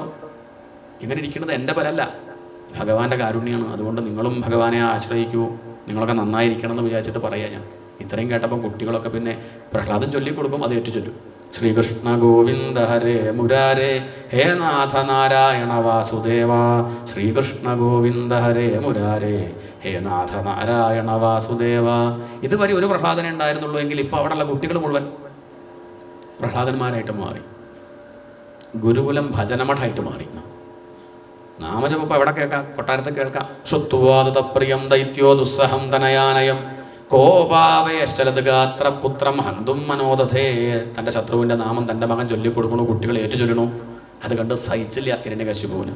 ഉരു പിടിച്ച വാളുമായിട്ട് ചവിട്ടേറ്റ പാമ്പിനെ പോലെ പല്ല് കടിച്ചു പിടിച്ച് പുരുകം വളച്ച് കിരീടമൊക്കെ വീണു പോകുന്നുണ്ട്, മുണ്ട കഴിഞ്ഞു പോകുന്ന ഒരു ഭാഗത്ത് പിടിക്കുന്നു, വാളെടുത്ത് ഓടി വരികയാണ് ആര്? തൻ്റെ മകനെ കൊല്ലാൻ ഹിരണ്യകശിപു. ഹേ ദുർവിനീത മന്ദാത്മൻ കുലഭേദകരാധമ. വിനയമില്ലാത്തവനെ, എൻ്റെ കുലത്തെ പറയിപ്പിക്കാനായിട്ട് ജനിച്ചവനെ, ഞാനൊന്ന് കണ്ണുരുട്ടിയാൽ ഇവിടെ ലോകപാലന്മാർ ഞെട്ടിവറയ്ക്കുമെന്നിരിക്കെ എൻ്റെ മുന്നിൽ നിവർന്ന് നീ ഇങ്ങനെ എഴുതി നിൽക്കണമെങ്കിൽ നിൻ്റെ പിന്നിൽ ഏതോ ഒരു മായാവിണ്ട്. ആരടാ നിൻ്റെ ബലം? സത്യം പറഞ്ഞോ, നിൻ്റെ ബലം ആരാ എന്ന് ഹിരണ്യകശിപു ചോദിക്കുന്ന സമയത്ത് ആ ഉണ്ണി പുഞ്ചിരിച്ചും കൊണ്ട് ശാന്തനായിട്ട് പറയുകയാണ്, അച്ഛാ ന കേവലം മേ ഭവതശ്ച രാജൻ. എനിക്ക് മാത്രമല്ല അങ്ങേക്കും.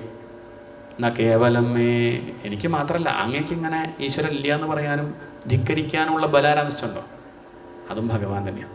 ന കേവലം മേ ഭവതശ്ച രാജൻ സവൈ ബലം ബലിനാം ചാപരേഷാം. ഇവിടെയുള്ള എല്ലാ ബലവന്മാർക്കും ബലമായിട്ടിരിക്കുന്നത് ആ ഭഗവാനാണ്. അങ്ങേക്ക് വരം തന്നൊരാളുണ്ടല്ലോ, എന്താ പേര്? ബ്രഹ്മാവ്. അയാൾക്കും ബലം, അയാളുടെ നല്ല അങ്ങേക്ക് കിട്ടിയത്. അയാൾക്ക് പോലും ബലം. ബലം മേ വൈകുണ്ഠ. എൻ്റെ ഭഗവാനാണ് എന്നങ്ങോട്ട് കേട്ടില്ലേ? എവിടെടാ നിൻ്റെ വിഷ്ണു? ഞാൻ വൈകുണ്ഠത്തിൽ പോയതാണല്ലോ, കണ്ടില്ല. അവിടെ അനന്തനെ മാത്രമേ കണ്ടുള്ളൂ. വിഷ്ണു പേടിച്ചു വിളിച്ചു. ആരെ കണ്ട സമയത്ത്? ഹിരണ്യകശിപുവിനെ പേടിച്ചിട്ട് എവിടെ വിളിച്ചു? ഹിരണ്യകശിപുവിൻ്റെ ഹൃദയത്തിൽ വിളിച്ചു. വലിയ കള്ളന്മാർ തൻ്റെ പോക്കറ്റ് തപ്പില്ല. വിവരമുള്ളവരെന്ത് ചോദിച്ചാൽ അത് തന്നെ കിടക്കുമ്പോൾ പേഴ്സ് കള്ളൻ്റെ കേസിൽ തന്നെ വെക്കും, എന്നാൽ പേടിക്കാതില്ല. അതാണ്ടായത്. ഭഗവാൻ ആ ഹിരണ്യകശിപുവിൻ്റെ ഹൃദയത്തിലിരുന്നു. എവിടെടാ നിൻ്റെ വിഷ്ണു? അതാണ് ചോദ്യം. എല്ലാ ദിക്കിലുണ്ട് അച്ഛാ, ഭഗവാനില്ലാത്ത സ്ഥലമില്ല. അങ്ങനെയാണെങ്കിൽ ഈ തൂണിലുണ്ടോ നിൻ്റെ വിഷ്ണു? ഇല്ല എന്നുള്ളത് ആർക്കറിയാം? ഹിരണ്യകശിപുവിന് അറിയാം. ഹിരണ്യകശിപു വന്ന് ലീവ് എടുത്തു തന്നതാണ് ഈ തൂണുണ്ടാക്കുമ്പോൾ. അതെ, അതുകൊണ്ട് അതിലിപ്പോൾ വിഷ്ണു ഒന്നുമില്ല. അങ്ങനെയൊക്കെയാണ് ഹിരണ്യകശിപുവിൻ്റെ ഭാവന. അതല്ല ശരിക്കും പറഞ്ഞത്, അങ്ങനെയല്ല. ഇപ്പം ഇതിലുണ്ടോ, ഈ വിളക്കിലുണ്ടോ ഓടെന്ന് ചോദിച്ചാൽ എന്താ പറയുക? വിളക്കിലുണ്ടോ ഓടെന്ന് ചോദിച്ചത് ഓടാണ്, വിളക്കില്ല അവിടെ. വിളക്ക് നമുക്ക് തോന്നുകയാണ്. ഇവിടെ എവിടെ വിഷ്ണു ചോദിച്ചാൽ ഇത് വിഷ്ണുവാണ്. വിശ്വം വിഷ്ണു മതി, അവിടെ നിർത്തുക. രണ്ട് നാമേ വേണ്ടു. ഈ കാണുന്ന പ്രപഞ്ചം വിഷ്ണുവാണ്, ഈശ്വരനാണ്. ജ്ഞാനികൾക്കിത് ഈശ്വരൻ, അറിവില്ലാത്തവർക്കിത് പ്രപഞ്ചം. അവർ ദുഃഖിക്കുന്നു, അറിഞ്ഞവർ സന്തോഷിക്കുന്നു. അങ്ങേക്കത് അങ്ങനെ തോന്നുന്നത് അങ്ങയുടെ കുഴപ്പമാണ്. ഞാൻ നോക്കുമ്പോൾ ഇവിടെ വിഷ്ണു അല്ലാണ്ടൊന്നും കാണുന്നില്ല. നമ്മൾ നോക്കുമ്പോൾ കസേര, അറിവുള്ളവർ നോക്കിയാൽ പ്ലാസ്റ്റിക്, ഇത്രയേ ഉള്ളൂ, അല്ലേ? ഫൈബർ. കസേര എന്നുള്ള നാമരൂപമല്ലേ? ഇതൊക്കെ ഇപ്പോൾ ഹിരണ്യകശിപുവിന് മനസ്സിലാവുമോ? നീ ഇത് പറ, ഈ തൂണിലുണ്ടോ നിൻ്റെ വിഷ്ണു? ദൃശ്യതേ. പ്രഹ്ലാദൻ നോക്കിയ സമയത്ത് അവിടെ ഒരു രൂപം പ്രഹ്ലാദൻ്റെ ഭാഗത്തിന് തെളിഞ്ഞങ്ങനെ പ്രകാശിക്കുകയാണ്. ധൈര്യമായിട്ട് പറഞ്ഞു. രാവിലെ 8:45 വന്ന് നിൽക്കാൻ ഞാൻ ആ ഫാൻസി ഡ്രസ്സൊക്കെ ഇട്ടിട്ട് നിൽക്കുകയാണ് പാകത്തിന്. നീ ധൈര്യമായിട്ട് പറഞ്ഞോ. അതങ്ങോട്ട് കേട്ടപ്പോൾ പിന്നെ സംശയിക്കാണ്ടോ? കാണുന്നുണ്ട് അച്ഛാന്നങ്ങോട്ട് പറഞ്ഞത്. ഹിരണ്യകശിപു കാണുന്നില്ല. തൻ്റെ ആ മുഷ്ടി ചുരുട്ടി ആഞ്ഞൊരൊറ്റ അടി അങ്ങോട്ട് കൊടുത്തു. കാരണം ഇവൻ മരിക്കുന്നതിന് മുമ്പ് കാണട്ടെ, അതിൽ വിഷ്ണുവൊന്നും ഇല്ലയെന്ന് കാണിച്ചു കൊടുക്കാൻ പുറപ്പെട്ടതാ. ഏവം ദുരുക്തൈഹി മുഹുരർദയൻഷാസുതം മഹാഭാഗവതം മഹാസുര ഖഡ്ഗം പ്രഗൃഹ്യോത്പതിതോ വരാസനാത് സ്തംഭം തഥാടാതിബലസ്വ മുഷ്ടിന. തൻ്റെ മുഷ്ടി ചുരുട്ടി ആഞ്ഞൊരൊറ്റ അടി അങ്ങോട്ട് കൊടുത്തു. ആ സ്തംഭം അങ്ങോട്ട് വളർന്നു. പിന്നെ അവിടെ നടന്നത് പറയാൻ മേൽപ്പത്തൂർ പറഞ്ഞു, വയ്യ. അത പശ്ചാത് വിഷ്ണു നഹിവതി ത്വമീശോസ്മി സഹസാ കൃപാത്മൻ വിശ്വാത്മൻ പവനപുരവാസിൻ മൃഡയമാം. ഇനി ഇതിനപ്പുറം പറയാനുള്ള ആരോഗ്യം എനിക്കില്ല. കാരണം വാതരോഗമുള്ളതുകൊണ്ട് അങ്ങനെ വിസ്തരിച്ച് പറയാനും എന്നുള്ള ശക്തിയില്ല. ഇതൊക്കെ ഒന്ന് മാറി നേരെ ചോദിച്ചാൽ പറയായിരുന്നു. തൽക്കാലം നാളെ ഞെല്ലത്തേക്ക് തന്നെ പോയാലോ എന്ന് ആലോചിക്കുകയാണ്. ഗുരുവായൂരപ്പനും ടെൻഷനായി. ഇനിയിപ്പോൾ 100 ദശകം എന്നൊക്കെ പറഞ്ഞ് വന്നിട്ട് ഇതിപ്പം നിർത്തി പോവുകയാണോ? അന്ന് വൈകുന്നേരം ഗുരുവായൂരപ്പൻ പോയി ഉഴിഞ്ഞങ്ങോട്ട് കൊടുത്തു. എവിടെയാണ് അങ്ങേക്ക് പ്രശ്നം? എന്താ പുഴിഞ്ഞു കൊടുത്തുള്ള തെളിവ്? അത് പിറ്റേ ദിവസത്തെ ദശകം. പിറ്റേ ദിവസം മേൽപ്പത്തൂരിലൊരു വരവുണ്ട്. ആ കുളി കഴിഞ്ഞ് ശ്രീലകത്തേക്ക് അങ്ങോട്ട് നോക്കിയ സമയത്ത് കാണുന്ന കാഴ്ച, സ്തംഭേ ഘട്ടയതോ ഹിരണ്യകശിപോ കർണൗ സമാചൂർണയന്നാഘൂർണജഗദണ്ഡകുണ്ടകുഹരോ ഘോരസ്തവ ഭൂദ്രവ. ഭഗവാന്റെ ചൈതന്യം അങ്ങനെ ഓളം വെട്ടുന്ന ദശകമാണ്. ഇങ്ങനെയൊരു ദശകം വേറെ പിന്നെ ഇല്ല. അതെന്ന് മനസ്സിലാക്കാം. എന്തോ സംഗതി അവിടെ നടന്നിട്ടുണ്ട്. അദ്ദേഹത്തിന് അന്നും ഒരു പ്രശ്നവുമില്ല. ഭഗവാൻ അങ്ങോട്ട് വർണ്ണിക്കണം. ആ സ്തംഭം അങ്ങോട്ട് പൊട്ടി വളർന്നു. അതിൽ നിന്നൊരു വെളുത്ത പുക മുകളിലേക്ക് അങ്ങോട്ട് പോയി. അവിടെ നിന്ന് അങ്ങോട്ട് ശബ്ദം അത് മുകളിലേക്ക്, ഭൂലോകം, ഭൂവർലോകം, ജഡർലോകം, തപോലോകം, സത്യലോകം, സത്യലോകത്ത് താമരയുടെ മുകളിലിരിക്കുന്ന ബ്രഹ്മാവിൻ്റെ താമര അങ്ങോട്ട് ഇളകി മൂക്ക് കുത്തി ബ്രഹ്മാവ് താഴത്തേക്ക് ഇങ്ങോട്ട് പോകുന്നു.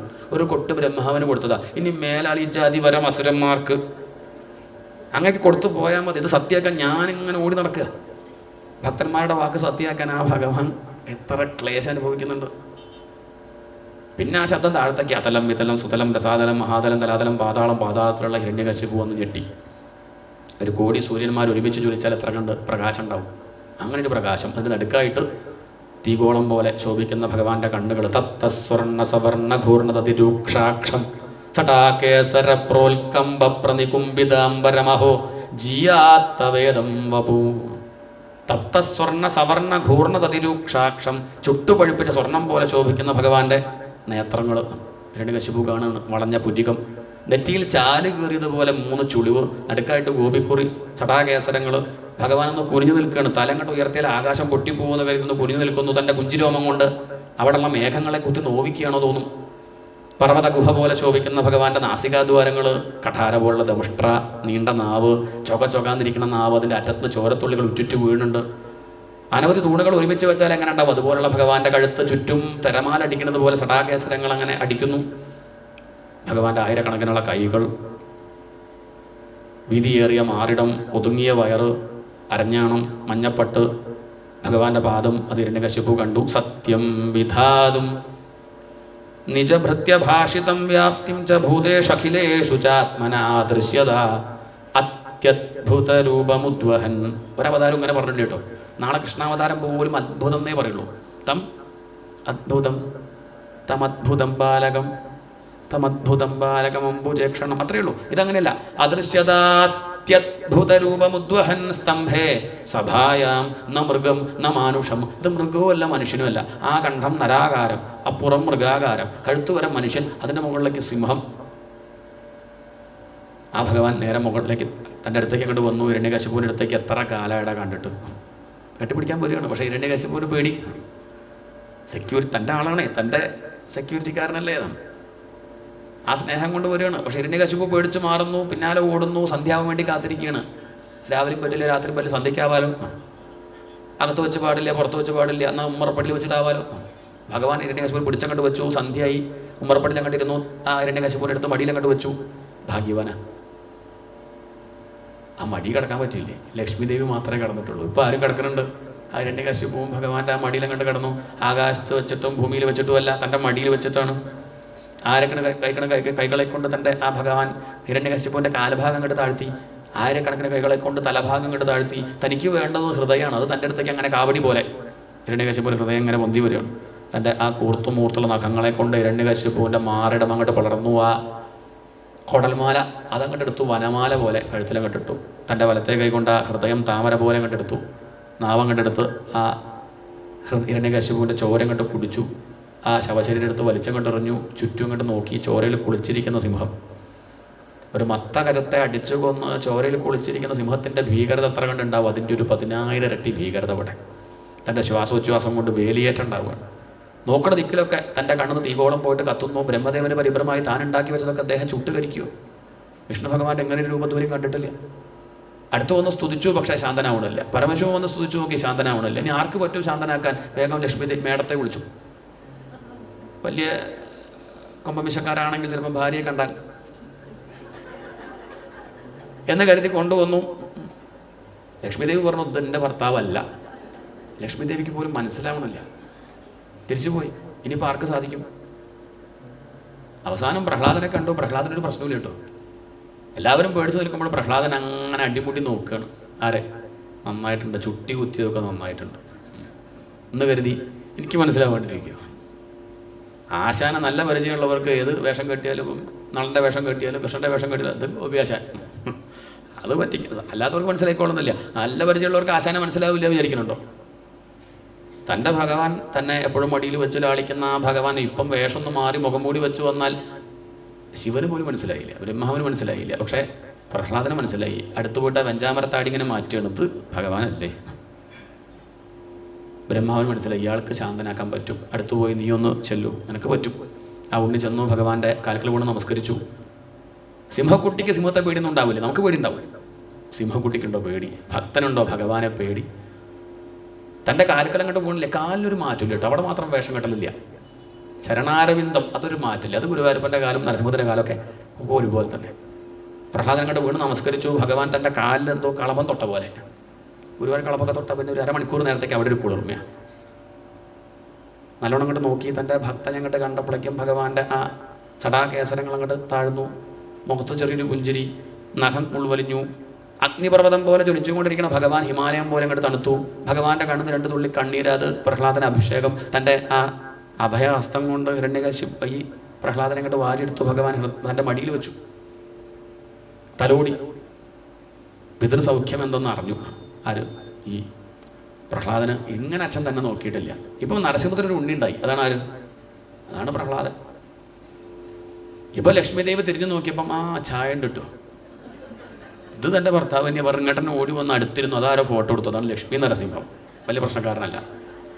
അത്യന്ത ശുദ്ധാകൃതി. മെൽപ്പത്തൂർ പറയും ഭഗവാനെ അങ്ങേട്ടൻ നാട്യം അപാരം തന്നെ. അങ്ങ് അത്ര നേരമൊക്കെ അഭിനയിച്ചു. പക്ഷേ ആ പ്രഹ്ലാദനെ കണ്ടപ്പോൾ പിന്നെ പറ്റിയില്ലല്ലേ, പിന്നെ അഭിനയിക്കാൻ പറ്റുന്നില്ല. ഭക്തനെ കണ്ടപ്പോഴേക്ക് പിന്നെ ഇനി വയ്യ അഭിനയിക്കാം, ഇതിലപ്പുറമൊന്നും പറ്റില്ല. മറ്റതൊക്കെ അങ്ങനെ അഭിനയിക്കണ രജോഗുണം, ഉള്ളിലെന്തേ ഉള്ളൂ? ശുദ്ധ സത്വമാണ്.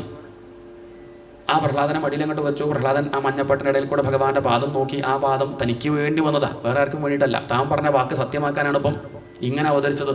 തന്നെ രക്ഷിക്കാൻ വേണ്ടി എന്ന് പറയാൻ വയ്യ. അതിൻ്റെ മുന്നൊക്കെ രക്ഷിച്ചിട്ടുണ്ട്. തീയിലിട്ടപ്പോൾ രക്ഷിച്ചു, വിഷം കൊടുത്തപ്പോൾ രക്ഷിച്ചു. ഇതിപ്പോൾ താൻ കാണുന്നു എന്ന് പറഞ്ഞതുകൊണ്ട് സത്യമാക്കാൻ വന്നതാ. ആ ഭഗവാൻ ഇനി മറക്കാൻ പാടില്ല. തൻ്റെ കണ്ണുകൊണ്ട് ആ ഭഗവാന്റെ പാദം അങ്ങോട്ട് കോരി കുടിച്ചു, ഹൃദയത്തിലെത്തിച്ചു. 2 കണ്ണും തുറന്ന് ഭഗവാന്റെ മുഖത്തേക്ക് നോക്കി കൈബന്ധിച്ച് പുഞ്ചിരിച്ചും കൊണ്ട് ആ ഉണ്ണി സ്തുതിക്കുകയാണ്. ബ്രഹ്മാദയസുരഗണാമുനയോധ സിദ്ധാഃ സത്വൈകതാനമതയോ വരസാം പ്രവാഹൈഃ നാരാധിതും പുരുഗുണൈരധുനാപി വിപ്രുഃ കിം തോഷ്ടുമർഹതി സമേ ഹരിരുഗ്രജാതേഃ. ബ്രഹ്മാദി ദേവന്മാർക്ക് അങ്ങ് ദുർലഭൻ, ഒരു അസുരക്കുട്ടിയായിട്ടുള്ള എനിക്കങ്ങ് സുലഭൻ. എന്താ അത് കാണിക്കുന്നത്? എനിക്ക് മനസ്സിലായി. അങ്ങ് നോക്കുക. മന്യേ ധനാഭിജനരൂപ തപശ്രുതൗജസ്തേജ പ്രഭാവ ബല പൗരുഷ ബുദ്ധിയോഗ. ഇവിടെയുള്ള ജനങ്ങളൊക്കെ അധികം നോക്കുക. കാണാൻ എങ്ങനെയുണ്ട്, എത്ര കാശുണ്ട്, ഏത് ജാതിയിലാണ്, ഇങ്ങനെയൊക്കെ നോക്കുക. പക്ഷെ അങ്ങ് അതൊന്നും നോക്കില്ല. അങ്ങ് നോക്കൊരു കാര്യം മാത്രം. ഭക്തിയാ തുതോഷ ഭഗവാൻ ഗജയൂഥപായ.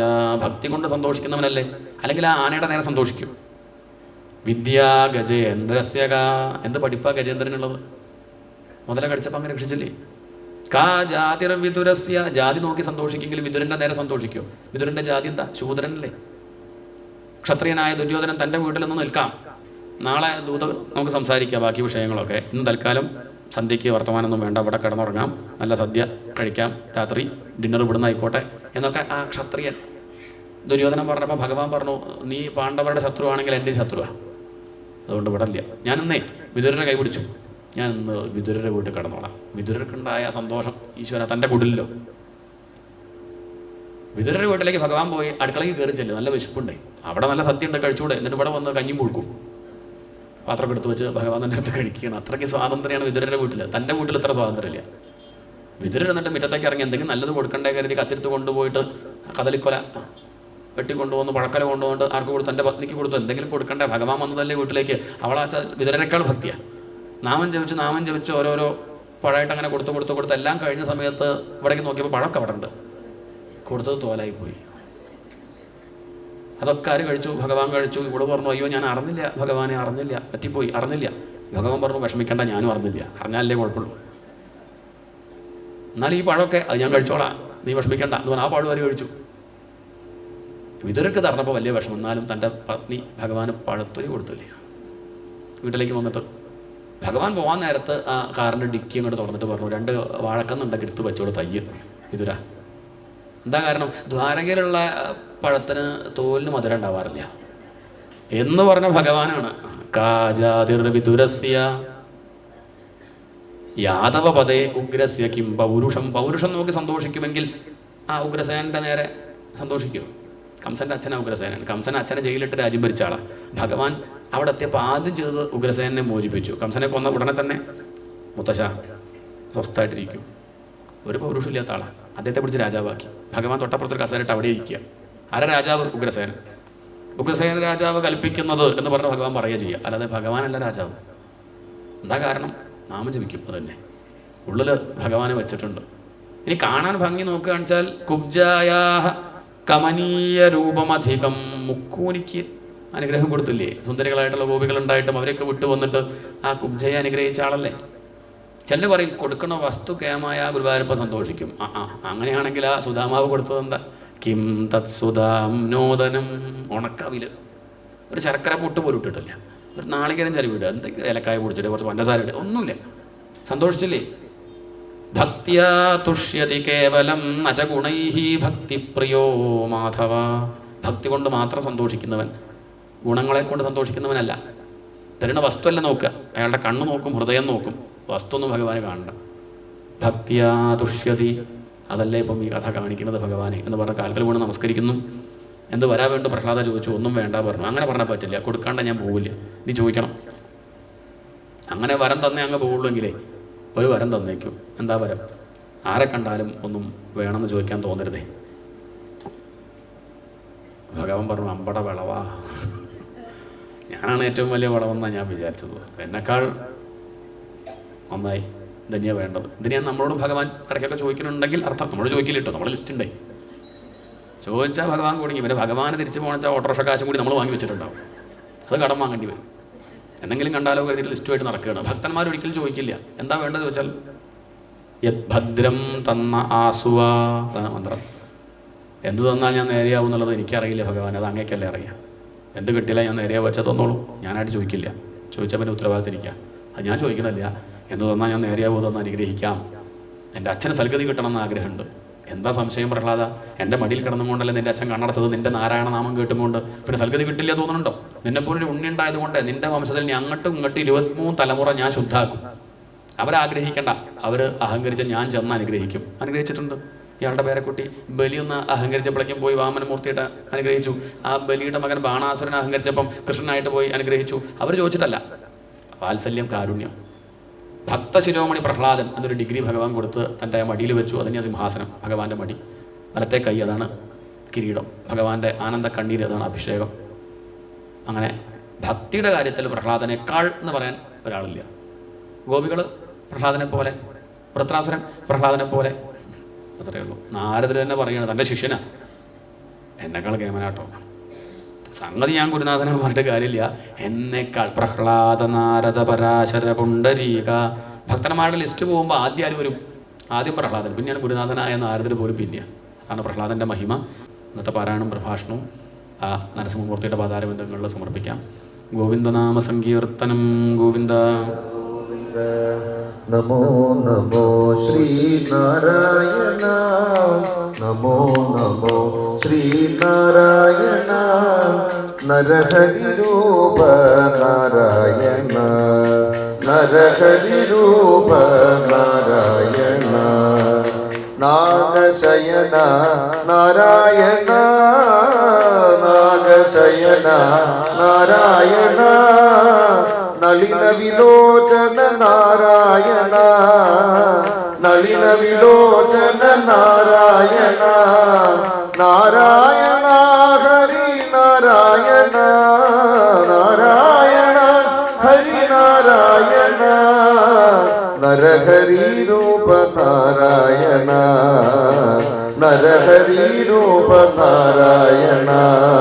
നമോ നമോ ശ്രീനാരായണ, നമോ നമോ ശ്രീനാരായണ.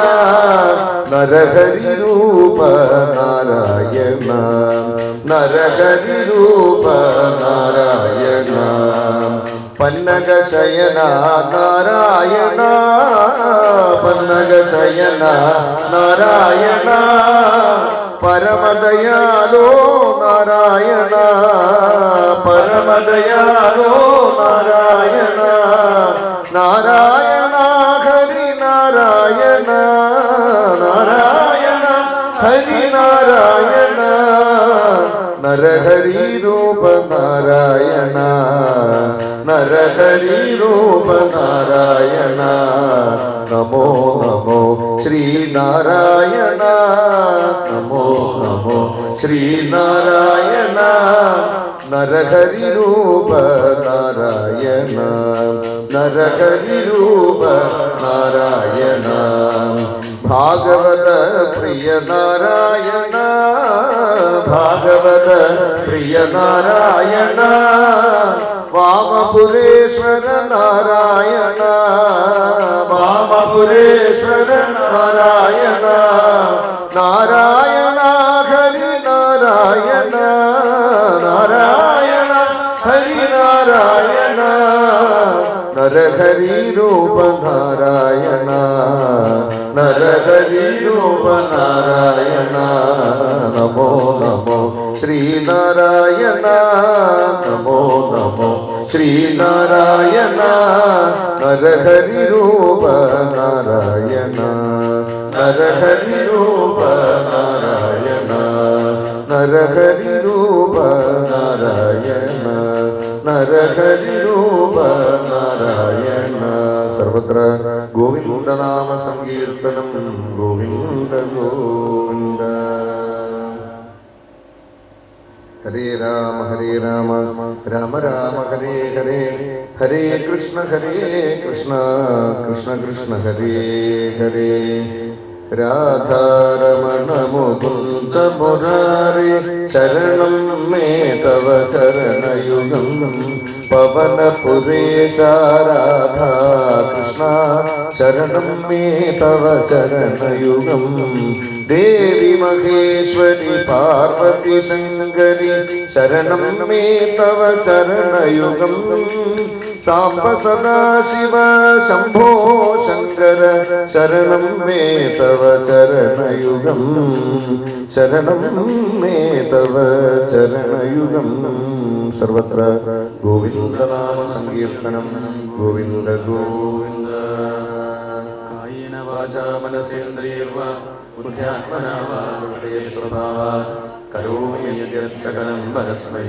നാരായണായേതി സമർപ്പയാമി സ്വസ്തി പ്രജാഭ്യഃ പരിപാലയന്താം ന്യായേന മാർഗേണ മഹീം മഹീഷാഃ ഗോബ്രാഹ്മണേഭ്യഃ ശുഭമസ്തു നിത്യം ലോകാഃ സമസ്താഃ സുഖിനോ ഭവന്തു ഹരേ രാമ രാമ രാമ ഹരേ ഹരേ ഹരേ കൃഷ്ണ കൃഷ്ണ കൃഷ്ണ ഹരേ ഹരേ